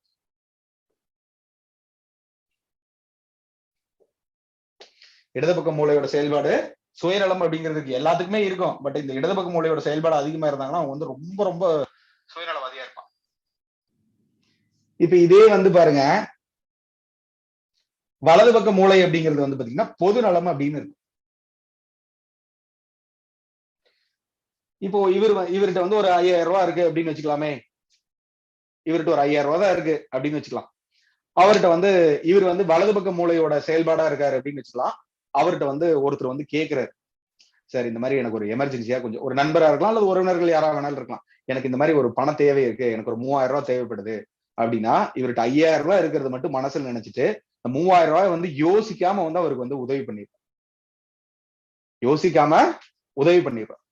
ஆனா அந்த 5000 ரூபாய் இருக்கிறவர் வந்து பாத்தீங்கன்னா இடது பக்க மூளையோட செயல்பாடு இருந்தாரு அப்படின்னு வச்சுக்கலாமே, 5000 ரூபாய் கொடுத்தோம்னா அந்த கமிட்மெண்ட்டுக்கு என்ன பண்றது, இந்த கமிட்மெண்ட்டுக்கு என்ன பண்றது அப்படிங்கிற மாதிரி வந்து பாத்தீங்கன்னா இவர் வந்து அதை யோசிச்சு யோசிச்சு வந்து பண்ணுவாரு. பணம் இல்லைன்றவர், சாதாரணமா வந்து பாத்தீங்கன்னா இல்லைன்றவர். இப்ப இந்த தன்மைகள் தான் வலது பக்க மூளையோட செயல்பாடு இருக்கிறவங்க அதிகமா வந்து மத்தவங்க யூஸ் பண்ணிக்கிறதுக்கும் இது ஒரு காரணம். இடது பக்க மூளை இருக்கிறவங்க என்ன பண்ணுவாங்கன்னா, குறிப்பிட்ட வேலையை தவிர அவங்க வேற எதுவும் செய்ய மாட்டாங்க. அது என்னோட வேலை இல்ல, இது என்னோட ஒர்க் இல்லைன்னு சொல்லுவாங்க. ஏதோ ஒரு வேலை சொன்னா that's not my cup of tea அப்படின்னு சொல்லிடுவாங்க. இப்ப இதே வந்து நம்ம அளவு சொன்னோம்னு வச்சுக்கலாம், அது நான் பண்றேன் சார், அது ஈஸியா இருக்கு, எனக்கு டைம் இருக்கு சார், நான் பண்ணிடுவேன் அப்படின்னு சொல்லிடுவாங்க. அப்போ அந்த மாதிரி இருந்துச்சுன்னா எப்படி இருக்கும்? இப்ப அதிகப்படியா இந்த ரொம்ப எச்சரிக்கை உணர்வு அப்படிங்கிறது வந்து இடது பக்க மூளைக்கு இருக்கும். வலது பக்க மூளைக்கு வந்து பாத்தீங்கன்னா அந்த ஏமாளித்தனம்னு இருக்கும். இப்ப ஒரு கேட்கும் போது இப்ப இவன்கிட்ட 5000 ரூபாய் இருக்கு, அதுல 3000 ரூபாய் கொடுத்தா இவன் நாளைக்கு என்ன பண்ணுவான்? நாளைக்கு பத்தி அவன் யோசிக்க மாட்டான். ஆனா அதிகப்படியா வந்து சக்சஸ் பண்றவன் யாரு அப்படின்னு பாத்தீங்கன்னா, அந்த வலது பக்க மூளையோட செயல்பாடு வந்து யாருக்கு இருக்கோ அவன் வந்து பாத்தீங்கன்னா இந்த பிரபஞ்சத்தோட ஈஸியா வந்து பாத்தீங்கன்னா கனெக்ட் ஆயிரும். பிரபஞ்சத்தோட ஈஸியா வந்து பாத்தீங்கன்னா கனெக்ட் ஆயிடுவான். அவன் ஈஸியா வந்து அவனோட காரியங்கள் எல்லாமே சாதிக்க முடியும். அவனும் வந்து பாத்தீங்கன்னா எளிமையா வந்து எல்லாத்த விடவே ரொம்ப பிரகாசமாகும். கால்குலேட் பண்ணிட்டே இருந்தான்னா அவன் கடைசி வரை கால்குலேட் பண்ணிட்டே தான் இருக்கும். நல்லா சம்பாரிச்சான்னா கூட இந்த இடது பக்க மூலையோட செயல்பாடு இருக்கிறோம், அதை வந்து பாத்தீங்கன்னா செலவு பண்ணணும். இப்ப இந்த ஒரு சிலர் எல்லாம் பாப்பாங்க, இந்த பட்ஜெட் போட்டு குடும்பம் நடத்துவாங்க, பாத்திருக்கீங்களா? இந்த மாசம் 3000 ரூபாய் போதும், இந்த மாசம் 4000 ரூபாய் போதும், இந்த மாசம் அந்த மாதிரி நடத்த முடியுமா? எல்லா குடும்பத்திலயும் அந்த மாதிரி பண்ண முடியுமா? முடியாது. ஏதோ ஒரு அத்தியாவசியமான ஒரு தேவை வரும், அல்லது திடீர்னு ஒரு அவசர தேவை அப்படிங்கிற மாதிரி கூட வரும். அப்ப இவங்ககிட்ட எல்லாம் ரொம்ப கேர்ஃபுல்லா தான் இருக்கணும். அந்த இடது பக்க மொழியோட செயல்பாடு இருந்தாங்கன்னா ரொம்ப ரொம்ப கேர்ஃபுல்லா தான் இருக்கும். அதை வந்து பாத்தீங்கன்னா ஜென்ரலா வந்து தெரிஞ்சு வச்சுக்கோ. அப்ப எச்சரிக்கை உணர்வு அப்படிங்கறது எடுத்துக்கோங்க. இடது பக்க மூளையில வந்து பாத்தீங்கன்னா எச்சரிக்கை உணர்வு, இது வந்து எச்சரிக்கையே இல்ல, எச்சரிக்கையே இருக்காது, வரும்போது பாக்குறது. எச்சரிக்கை இல்லாத அப்படின்னு கூட நீங்க வந்து எடுத்துக்கலாம். ஓகே, இந்த அளவுக்கு தெரிஞ்சுக்கோங்க, இதுவே உங்களுக்கு கொஞ்சம் யூஸ்ஃபுல்லா இருக்கும்.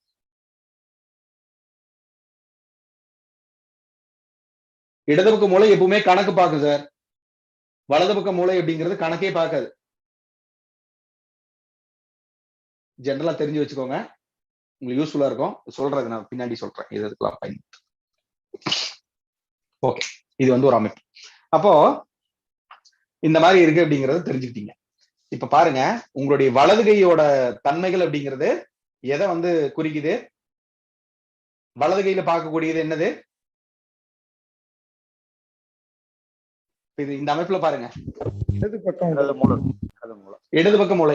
இடது பக்க மூளை அப்படிங்கறது என்னன்னு சொல்லியிருக்கோம்? வலது பக்கம் சுயநலம் உள்ளதுன்னு சொல்லுவோம். சுயநலம் உள்ளது. சுயநலம் இப்போதைக்கு அவன் ஸ்டோர் பண்ணி வச்சிருக்கான். இப்ப நேத்து வரைக்கும் அவன் என்னென்ன ஸ்டோர் பண்ணி வச்சிருக்கானோ அது இங்க அதோட வெளிப்பாடு அப்படிங்கிறது இங்க வந்து வெளிப்படும். நல்லா காரணம் புரிஞ்சுக்கோங்க. இப்ப இது வரைக்கும் அவன் பார்த்தது அப்படிங்கிறது என்னென்னலாம் இது பண்ண போறான் அப்படிங்கறது வந்து பாத்தீங்கன்னா, இப்ப ஒரு பிளான் பண்ணி வச்சிருப்பான் இல்லையா? நேத்து வரைக்கும் ஒரு பிளான், இன்னைக்கு வரைக்கும் ஒரு பிளான் பண்ணி வச்சிருக்கா இல்லையா? அந்த பிளானோட தன்மைகள் அப்படிங்கிறது வந்து பாத்தீங்கன்னா வலது பக்கம் அப்படிங்கிறது வந்து வேலை செய்ய ஆரம்பிக்கும். புரியுங்களா?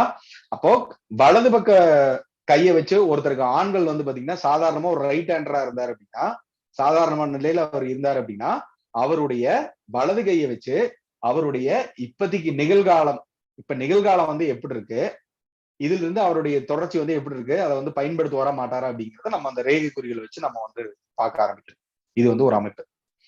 இதே வந்து ஒருத்தருடைய கடந்த காலம் அப்படிங்கிறது இந்த ஜென்மத்துல வந்து அவர் என்னென்ன வகையான நன்மை தீமைகளை வந்து அனுபவிக்க வந்து அவர் பிறந்திருக்காரு அப்படின்னு பாக்குறது அவருடைய இடது கை அப்படிங்கிறது அந்த கர்ம வினைகளை வந்து தாங்கி வந்தது அப்படின்னு சொல்லி சொல்றாங்க.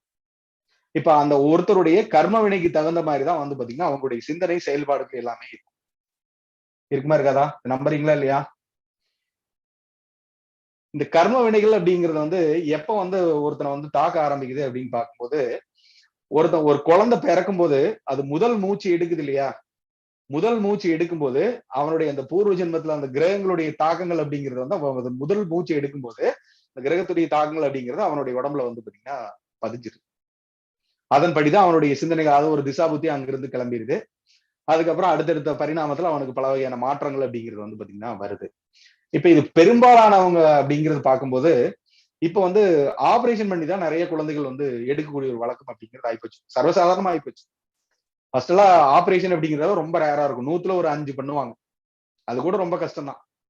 ஆனா இப்ப வந்து நினைக்கிற மாதிரி ஆயிடுச்சு, ஏடிஎம் மாதிரி ஆயிடுச்சு, எப்ப வேணாலும் எடுத்துக்கலாங்கிற மாதிரி அவங்களே ஒரு டேட் சொல்றாங்க. சரி, அது தவிர்க்க முடியாத ஒண்ணா இருக்கு. சப்போஸ் அதுக்கு ஏதாவது ஒரு டேட் கேட்டு நம்ம சொல்ல அப்படின்னா உங்களுக்கு ஜோசியம் தெரியாதுன்னு சொல்லிடலாம். இந்த மாதிரி கூட ஒரு சில அவப்பெயர் ஏற்படக்கூடிய ஒரு வாய்ப்பு அப்படிங்கிறது இருக்கு இப்ப நடைமுறையில் இருக்கு. சரிங்களா, அதை நான் உங்கள்கிட்ட வந்து பதிவு பண்ணிக்கலாம். ஓகே, இப்ப அந்த அமைப்பில் இருக்கும்போது ஒரு குழந்தையுடைய கர்ம வினை அப்படிங்கிறது எப்படி தொடங்குது அப்படின்னா, அவங்க அந்த குழந்தை சுவாசிக்கிற முதல் மூச்சில் இருந்து அந்த கிரகங்கள் வந்து பாத்தீங்கன்னா ஆளுமை பண்ண ஆரம்பிச்சு. அப்ப அதுல எந்த கிரகங்கள் அதை வந்து ஜாதகமா நம்ம வந்து பண்ணிடுறோம், எந்த கிரகங்கள் வீக்கா இருக்கு, எந்த கிரகம் இதா இருக்கு அப்படிங்கிற மாதிரி நம்ம வந்து பண்ணிடுறோம். அப்ப அந்த கிரகங்களுடைய தன்மைகளுக்கு தகுந்த மாதிரி நம்மளுடைய கைரேகைய மாற்றங்கள் அப்படிங்கிறது வந்து பாத்தீங்கன்னா ஏற்படுத்தாரோம். இப்ப இந்த ஒரு சிலர் குருநார்கிட்ட எல்லாம் பேசும்போது ஒரு சிலர் வந்து பாத்தீங்கன்னா கேள்வி கேட்பாங்க.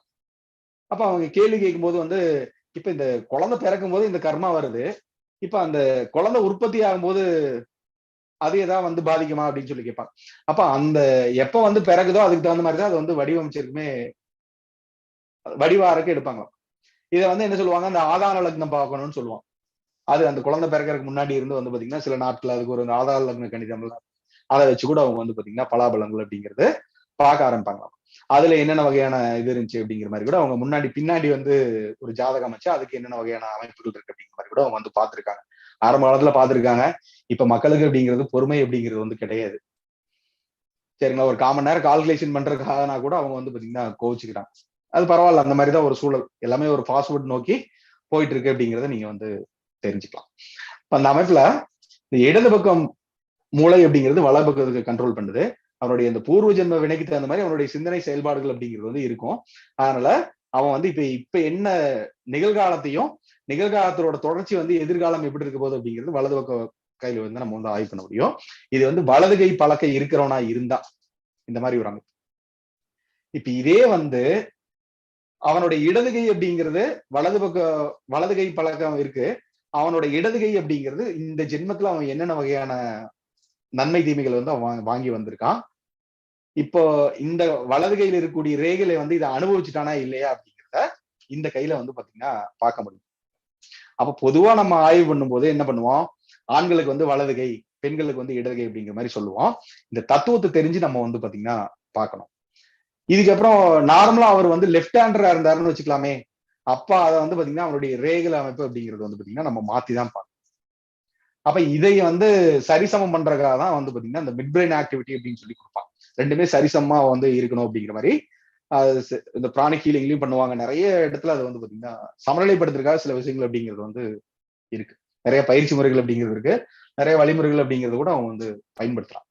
அப்ப அந்த அமைப்புல இடது கை அப்படிங்கிறது ஒருவருடைய அந்த பூர்வ ஜென்ம கர்மா வந்து என்னென்ன வகையா இருக்கு அப்படிங்கறத காமிக்கும். இது வலது பக்கமா இருந்துச்சுன்னா. இப்போ ஒரு சிலர் வந்து பாத்தீங்கன்னா வலது பக்க இப்ப இடது கையில் எழுதுற குழந்தையா இருக்கும், திடீர்னு அந்த கையில எழுதக்கூடாதுன்னு அதை தட்டி தட்டி தட்டி வலது கையில் எழுத பழகிப்பாங்க. அந்த மாதிரி இருக்கக்கூடிய கையில ரெண்டையுமே அனலைஸ் பண்ணி தான் பார்க்கணும். பொதுவாவே நம்ம ரெண்டையும் தான் அனலைஸ் பண்ணி பார்க்கணும். பொதுவா ஒருத்தங்க கை நீட்டும் போதே நீங்க வந்து வலது கை பழக்க முடியவரா இடது கையில பழக்க முடியவரா அப்படின்னு சொல்லி நம்ம வந்து கேட்கலாம். இப்போ ஒரு சிலர் வந்து ரெண்டு கையிலுமே எழுதக்கூடிய ஒரு அமைப்பு இருக்கும். இந்த ஆரம்ப காலத்துல எல்லாம் பண்ணும்போது அந்த கேட்க முடியாது இல்லையா, அதனால ஏதோ ஒண்ணு எடுத்து கீழே தான் போட்டு கூட அதை எடுக்க சொல்லுவாங்க. அதை எடுங்க அப்படிங்கிற மாதிரி கூட எடுக்க சொல்லுவாங்க.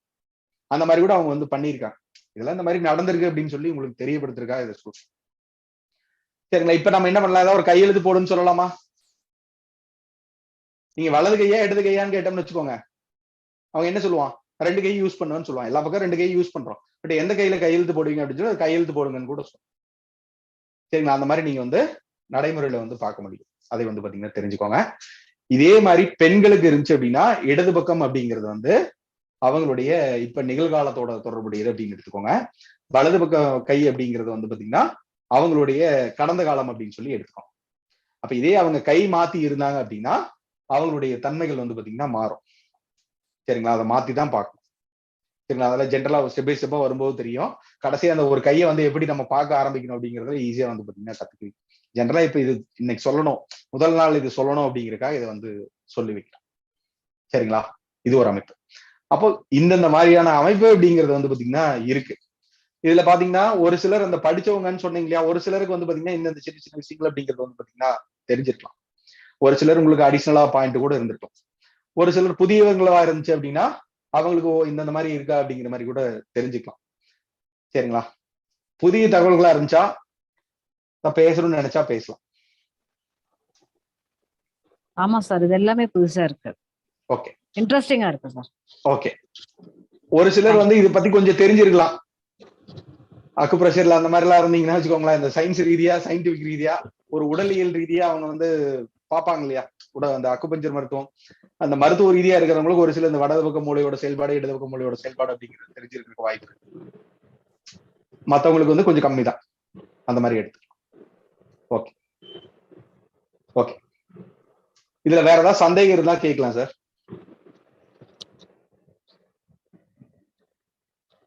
ஸ்டெப் பை ஸ்டெப்பாவே போவோம், கவலைப்படாதீங்க. 19 நாள்ல முடியாட்டியும் நான் கண்டிப்பா அடுத்தடுத்த நாள்ல எடுத்து தருவேன், கவலைப்படாது. ரொம்ப பொறுமையா தான் போவேன், உங்களுக்கு புரிய வைக்காம நான் போவே மாட்டேன். இப்ப இன்னைக்கு நீங்க ஜென்ரலா கத்துக்கிருப்பீங்க, நீங்க பாத்தீங்கன்னாவே இன்னைக்கு நீங்க கத்துட்டு நான் ஒரு சாராம்சமா சொல்றேன் பாருங்க. இப்போ கைகள் வந்து இந்த மாதிரி இருந்துச்சு அப்படின்னு சொல்லி சொன்னோம், கீரோ வந்து அதை உருவாக்குனாருன்னு சொன்னோம். இங்க தமிழ்ல நிறைய சாஸ்திரங்கள் இருக்கு. மேற்கத்திய முறையில வந்து பாத்தீங்கன்னா அவங்க வந்து கீரோ வந்து உருவாக்குனாருன்னு கத்துக்கிட்டீங்க. இதுக்கப்புறம் ஆதி மனிதன்ல இருந்து அவன் அங்க இருந்த ரேகள் வந்து பாத்தீங்கன்னா தோன்றி வந்துச்சு அப்படின்னு சொல்லி தெரிஞ்சுக்கிட்டீங்க. அதுக்கப்புறம் கைகளை வந்து 7 வகையா பிரிச்சிருக்காருன்னு சொல்லியிருந்தோம். அதுக்கப்புறம் கைகள் வந்து ஒருத்தனுடைய பாடி லாங்குவேஜ் வச்சு, இந்த கைகளோட லாங்குவேஜ் வச்சு அவன் என்னென்ன வகையான குணாதிசயம் இருக்கு அப்படின்னு சொல்லி தெரிஞ்சுக்கிட்டோம். வலது பக்க மூளையோட செயல்பாடு, இடது பக்க மூளையோட செயல்பாடு அப்படிங்கிறது தெரிஞ்சுக்கிட்டோம். இப்ப நீங்க நாளைக்கு நீங்க ரோட்ல நடந்து போகும்போது நீங்க யாராவது ஒரு கையை கண்டிப்பா பாப்பீங்களா இல்லையா? பிராக்டிகலா பாப்பீங்களா இல்லையா? அந்த அளவுக்கு தான் உங்களுக்கு மனசுல பதிகிற மாதிரி தான் இந்த வகுப்பு அப்படிங்கிறது இருக்கும். கடைசி வரைக்கும் இதே மாதிரி தான் இருக்கு. ஸ்டெப் பை ஸ்டெப்பா தான் நம்ம வந்து போறோம். சரிங்களா? இது ஒரு அமைப்பு. இதுக்கப்புறம் சார் சொல்லுங்க சார், யாரா பேசுறீங்க? இல்ல சார், மீட் பண்ணிட்டேன் நானு. Okay, okay. இது வந்து ஒரு அமைப்பு. இதுக்கப்புறம் இந்த ஆதி மனிதன் இருக்கா இல்லையா, அவன் வந்து பாத்தீங்கன்னா இந்த விலங்குகள் வந்து ரொம்ப ரொம்ப டிஸ்டர்ப் பண்ணிட்டு இருந்துச்சு. ஆரம்ப காலத்துல வந்து பாத்தீங்கன்னா விலங்குகள் மட்டும் கிடையாது, ஒரு விஷப்பூச்சி இருந்தாலும் இவனை வந்து ரொம்ப டேமேஜ் பண்ணுது. எங்க சுத்தி என்ன இருக்கு அப்படிங்கறது அவனுக்கு வந்து தெரியவே கிடையாது. என்ன எங்க இருக்கு, எந்த ரூபத்துல ஆபத்து வருது அப்படின்னு சொல்லி அவனுக்கு வந்து தெரியவே தெரியாது. அப்ப அந்த மாதிரி எல்லாம் இருக்கும்போது வந்து பாத்தீங்கன்னா அவன் வந்து உட்காந்து இந்த என்ன ரொம்ப பயந்துருவான் இல்லையா, இருட்டு வந்தா ரொம்ப ரொம்ப பயந்துக்குவான். அப்போ நைட்டு சூரியன் வந்தோடனே அவனுக்கு வந்து பாத்தீங்கன்னா பயம் அப்படிங்கிறது வந்து போயிருச்சு. ஓ பரவாயில்ல, ஏதோ நம்பிக்கை வருது அப்படின்னு சொல்லி இருக்கு. அதுக்கப்புறம் இந்த மாதிரி பண்ணிட்டான். அதுக்கப்புறம் பகல்ல வந்து யோசிக்க ஆரம்பிக்கிறான். அப்ப யோசிக்க ஆரம்பிக்கும் போது வந்து பாத்தீங்கன்னா இந்த மாதிரி விலங்குகள் வருதே, அதை வேற ஏதாவது ஒரு வகையா அதை வந்து இது பண்ணணும் அப்படிங்கும் போது வந்து பாத்தீங்கன்னா அவன் அந்த விலங்குகள் வந்து தாக்க வரும்போது என்ன பண்ணுது, ஒரு சவுண்ட் கொடுக்குதா இல்லையா, அதே மாதிரி இவன் வந்து அந்த கத்த பழகணும். ஒரு சவுண்ட் கொடுப்பான் இல்லையா, அந்த மாதிரி கத்த பழகும் போதும் அவனுக்கு வந்து அந்த வெறி, அவனோட உக்ரத்துடைய வெறி அப்படிங்கறது கொடுக்கும் போதும் அவனுக்கு ஒரு பய உணர்வு அப்படிங்கிறது வந்துச்சு. இவங்கிட்ட இருந்து அது போச்சு. அப்போ சரி, அதை வேற ஏதாவது ஒண்ணு பண்ணணும் அப்படின்னு சொல்லிட்டு இவனோட அந்த வெறி வந்து அவனுக்குள்ள உடம்புல வந்து பாத்தீங்கன்னா ஊற ஆரம்பிச்சிச்சு. அப்ப அவன் வந்து யோசிக்கிறான் என்ன பண்ணலாம் அப்படிங்கிற மாதிரி. அதை வந்து இந்த தந்திரமா ஒரு இடத்துக்கு வர வச்சு, இந்த பொறி மாதிரி எல்லாம் வச்சு அதை வந்து பிடிக்க ஆரம்பிச்சு. பொறி மாதிரி எல்லாம் அதை பிடிக்க ஆரம்பிச்சா, அந்த குழிகள்ல போய் வைக்கிறது. அதுக்கப்புறம் இவன் மேல இருந்துட்டு கீழே இருந்து ஒரு விலங்கு மேல வர முடியாது இல்லையா, அந்த குழியில போயிருச்சுன்னா, அப்ப கீழே இருந்து அந்த கல்லை வந்து பாத்தீங்கன்னா அது மேல தூக்கி போட்டு கொள்றது. இந்த மாதிரி எல்லாம் கூட இருக்கு. குகை ஓவியங்கள்ல கூட அதை வந்து பாத்தீங்கன்னா வடிவமைச்சு வச்சிருக்கான். இதுக்கப்புறம் அந்த விலங்கு அடிச்சிருக்காங்க இல்லையா, விலங்கு அடிச்சது எத்தனை பேர் வந்து அதை வந்து அடிச்சிருக்காங்க. இப்ப ஒரு 10 பேர், ஒரு 20 பேர் வந்து பாத்தீங்கன்னா அதை வந்து அடிச்சு கொண்டிருக்காங்க அப்படின்னா, அதை வந்து யாருன்னு சொல்லி தெரியாது இல்லையா, யாரெல்லாம் அடிச்சாங்கன்னு தெரியாது இல்லையா. அதனால அவங்க என்ன பண்ணிருக்காங்க, அந்த மிருகத்தோட ரத்தத்தையே அவங்க எடுத்துட்டு இந்த குகை ஓவியங்கள்லாம் அந்த கல்லு பாறை எல்லாம் இருக்கு இல்லையா, அங்க வந்து அந்த விலங்கு மாதிரி ஒரு படம் மாதிரி போட்டுட்டு இந்த கைரேகை பதிவுகள் அப்படிங்கிறது இந்த மாதிரி வச்சிருக்காங்க. அந்த மிருகங்களுடைய ரத்தத்துல இப்ப கூட ஒரு சில இடங்கள்ல கூட அது இருக்கு. அவங்க அந்த கைரேகை பதிக்கிறதுக்கு இந்த மாதிரி வந்து பாத்தீங்கன்னா பதிச்சிருக்காங்க. ஒரு 10 பேர் இருந்தாங்கன்னா அந்த விலங்கு வேட்டையாடினதுக்கு ஒரு 10 பேரோட கை வந்து அந்த ரத்தத்துல பதிச்சு அதுல அந்த வெறி தீர்த்ததுக்காக இத்தனை பேர் பண்ணிருக்காங்க அப்படின்னு சொல்லி இருக்கு. அதுல பாத்தீங்கன்னா அந்த கைகள்ல வித்தியாசமான ரேகை அமைப்பு அப்படிங்கிறதையும் அதுல அந்த படங்கள்ல வந்து பாத்தீங்கன்னா பார்க்க முடியும். தேடி பாக்குற அந்த மாதிரி இருந்தா நான் உங்களுக்கு வந்து பதிவு பண்றேன், குரூப்ல வந்து பதிவு பண்றேன். தேடி பாக்குற ரொம்ப நாள் முன்னாடி படிச்சு. ஓகே, அந்த மாதிரி ஒரு அமைப்பு அப்படிங்கிறது இருந்துச்சு.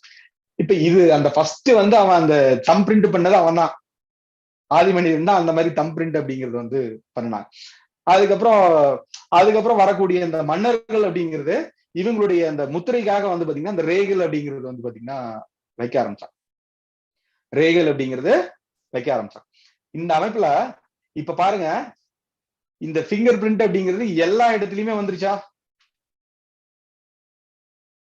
கலியுகம் அப்படிங்கிறது எண்களால் ஆளப்படும் அப்படிங்கறதான் தத்துவம். இந்த கைகள் அப்படிங்கிறது புதனை குறிக்குது, எண்கள் அப்படிங்கிறதும் புதனை தான் குறிக்குது. அந்த அமைப்புல உங்களுக்கு இந்த கலியுகம் வந்து புதனால் ஆளப்படுது, கைரேகையினால ஆளப்படுது. இப்ப பாருங்க, ஏதாவது ஒரு போன் வாங்கணும் அப்படின்னா கூட நீங்க அந்த பிங்கர் பிரிண்ட் அப்படிங்கறது வைக்கிறீங்க. பிங்கர் பிரிண்ட் வச்சு ஆதார் கார்டோட இணைச்சிட்டீங்க. இணைச்சிட்டீங்களா இல்லையா? 10 விரல் வச்சாதான் வருது. அதுக்கப்புறம் ரேகை, ஒரு கம்பெனிக்கு வேலைக்கு போனீங்கனாலும் கைரேகை பதிவு பண்ணிட்டு தான் நீங்க அங்க போறீங்க. ஏன்னா அவன் உங்க கையெழுத்தெல்லாம் நம்பல, அவன் என்ன நம்புறான்? அவங்க கைரேகை தான் நம்புறான். உங்களுக்கு நீங்க வந்து படிச்சிருந்தாலும் அவன் மிஷினை நம்புறான். அந்த அமைப்புல அப்படிங்கிறது இருக்கு. ஓகே, இந்த மாதிரி ஜென்ரலான சில விஷயங்கள் அப்படிங்கிறது வந்து பாத்தீங்கன்னா இருக்கு. அப்புறம் மன்னர்கள் வந்து இவங்க ஏதாவது ஒரு பொருள் அனுப்பும் போது அதுக்கு வந்து ஒரு ரசீது பெற்றுக்கொண்டேன் மாதிரி அவங்க அந்த ரேகையோட இது வந்து பாத்தீங்கன்னா எடுத்து வச்சிருக்காங்க. இந்த மாதிரிலாம் பல வகையா இருக்கு. படிப்படியா நம்ம வந்து பாத்தீங்கன்னா பார்த்துட்டே வருவோம். 19 நாள் அப்படிங்கிறது சப்போஸ் 10 அப்படின்னா கூட உங்களுக்கு 2-3 நாள் கூட சேர்த்து எடுத்துருவேன். இந்த பட்சம் என்னுடைய கணிப்பு அப்படிங்கிறது ஒரு 22 நாள் வர்றதுக்கு வாய்ப்பு இருக்கு. சரிங்களா? அல்லது மேக்சிமம் நான் அதே ரொம்ப எக்ஸ்ட்ரா தான் வச்சிருக்கேன். 19 நாளே ரொம்ப அதிகமா தான் எடுத்திருக்கேன். சாரே கேட்டாரு, அவ்வளவு நாள் வேணுமா சார்ன்னு கேட்டாரு. பெரிய சப்ஜெக்ட். நீங்க திருப்பி பாத்தீங்க அப்படின்னா கூட உங்களுக்கு வந்து புரியுற மாதிரி தான் வந்து பாத்தீங்கன்னா அது வடிவமைச்சிருக்கேன். அதை வந்து சொல்றேன். நீங்க திருப்பி எல்லாம் நோட்ஸ் எல்லாம் எடுத்தெல்லாம் பார்க்கவே மாட்டீங்க. நீங்க பாத்தீங்கன்னா உங்களுக்கே ஓட ஆரம்பிச்சிடும். கையை பார்த்தா பலன் சொல்ல ஆரம்பிச்சிடும். அந்த மாதிரிதான் அது வடிவமைக்கப்பட்டு. அதையும் ஜென்ரலா வந்து பாத்தீங்கன்னா சொல்லி வச்சுக்கிறேன். நான் எந்த விஷயத்தையும் வந்து மறைக்க மாட்டேன். மணிகண்டன் சாருக்கும் தெரியும், என்னுடைய ஏற்கனவே படித்த மாணவர்கள் அப்படிங்களுக்கும் தெரியும். அதனால ஒளிவு மறைவு இல்லாம இருக்க போது என்ன சந்தேகம் இருந்தா கூட நீங்க கேட்கலாம். நீங்க சந்தேகம் கேட்கறது வந்து இன்னைக்கு நடத்துனதுக்குள்ள கேட்டீங்கன்னா எனக்கு கொஞ்சம் சௌரியமா இருக்கும். நீங்க நாளைக்கு நடத்துற பாடத்தை இன்னைக்கு கேட்டீங்க அப்படின்னா நான் சொல்ல முடியாது, மத்தவங்களுக்கு ஒரு குழப்பம் அப்படிங்கிறது வந்து பாத்தீங்கன்னா உருவாயிரும். அதனால ஸ்டெப் பை ஸ்டெப்பா போயிட்டே இருக்கும். சரிங்களா? ஓகே சார், இன்றைக்கு பாடம் நம்ம முடிச்சுக்கலாம் சார். ஏதாவது சந்தேகம் இருந்தா பேச சொல்லலாம். யாராவது பேசலாம். சந்தேகம் இருக்கிறவங்க ஹேண்ட் ரைஸ் பண்ணுங்க, நானே கூப்பிடுறேன். ஓகே, இன்னைக்கு எடுத்ததுக்குள்ள கேள்வி ஒரு கருத்து இருந்தா கூட சொல்லலாம். கருத்து தெரிவிக்க வரலாம்.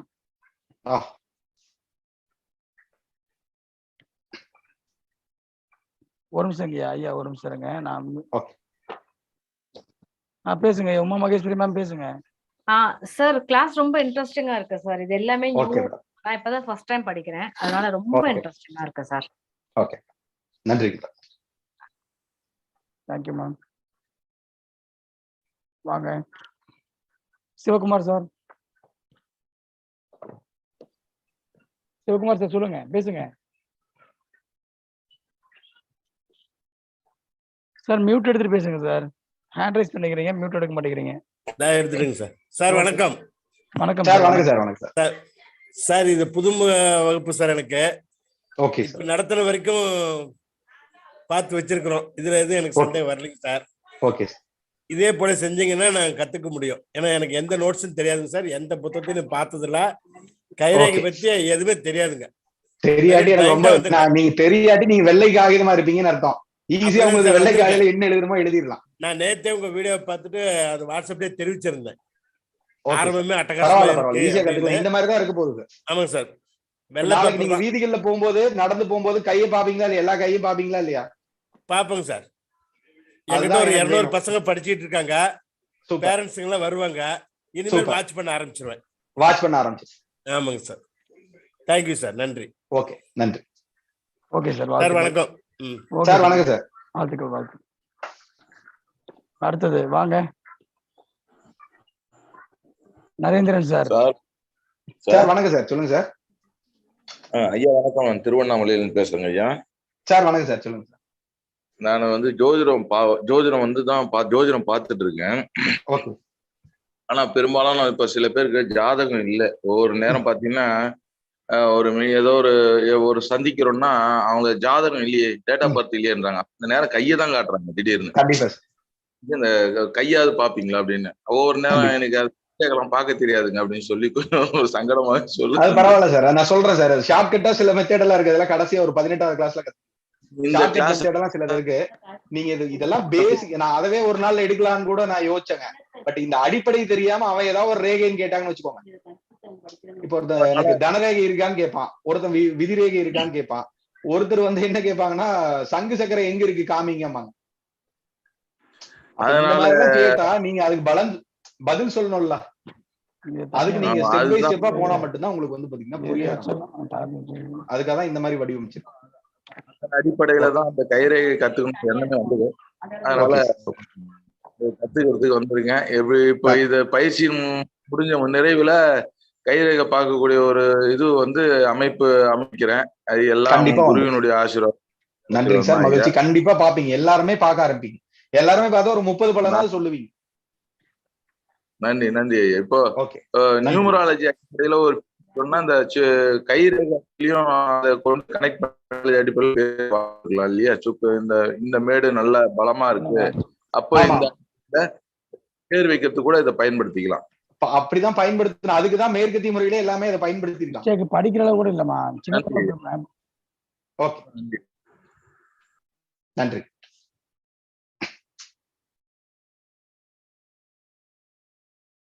சார் வேற ஏதாவது பேச விரும்புறீங்களா? ஓகே, யாரும் வரல. Okay sir. Okay sir, no problem. ரொம்ப சந்தோஷம். நம்ம இன்னைக்கு வகுப்பு நிறைவு பண்ணிக்கலாங்க. ஓகே சார், ரொம்ப நன்றி. எல்லாரும் ரொம்ப பொறுமையா இருந்திருக்கீங்க, நிறைய பேர் இருக்கீங்க பார்த்தேன். ரொம்ப நன்றி, ரொம்ப மகிழ்ச்சி. நம்ம நாளை வகுப்புல சந்திப்போம். இன்னும் பல சுவாரஸ்யமான தகவல்கள் அப்படிங்கிறது இருக்கு. இது மட்டும் கிடையாது, அப்படி புரிஞ்சுக்கோங்க. இன்னைக்கு சும்மா ஒரு இன்ட்ரோடக்ஷன் கிளாஸ், உங்களுக்கு வந்து போர் அடிக்காம கொண்டு போகணும் அப்படிங்கிறக்கா இவ்வளவு வந்து கொடுத்துருக்கோம். ஒவ்வொரு கிளாஸுமே உங்களுக்கு வந்து பாத்தீங்கன்னா கம்பல்சரியா வந்து யூஸ்ஃபுல்லா இருக்கும், பிராக்டிகலா தான் இருக்கும். நான் உங்களை வந்து சிந்திக்க வச்சிருவேன், அதுல வந்து எனக்கு மாற்று கருத்தே கிடையாது. மணிகண்டன் சாருக்கு தெரியும், அவருக்கு எப்பவுமே ஒரு கிளாஸ் எடுக்கும் போது அவர் நிறைய ஆய்வு பண்ணி தான் அவர் வந்து வருவார். ஒவ்வொரு மாஸ்டரையும் அவர் வந்து ஆய்வு பண்ணி தான் வருவார். அப்படிதான் கிளாஸே அவர் வந்து அரேஞ்ச் பண்ணுவார். சரிங்களா? சரிங்க சார், நம்ம நாளை வகுப்புல சந்திப்போம். Okay sir. நன்றி, வணக்கம். வணக்கம்ண்ணா. Okay sir, thank you sir. நன்றி. ஓகே, வாழ்த்துக்கள். நாளை சந்திப்போம். நன்றி, வணக்கம். நாளை. Thank you, sir. Okay. Good night.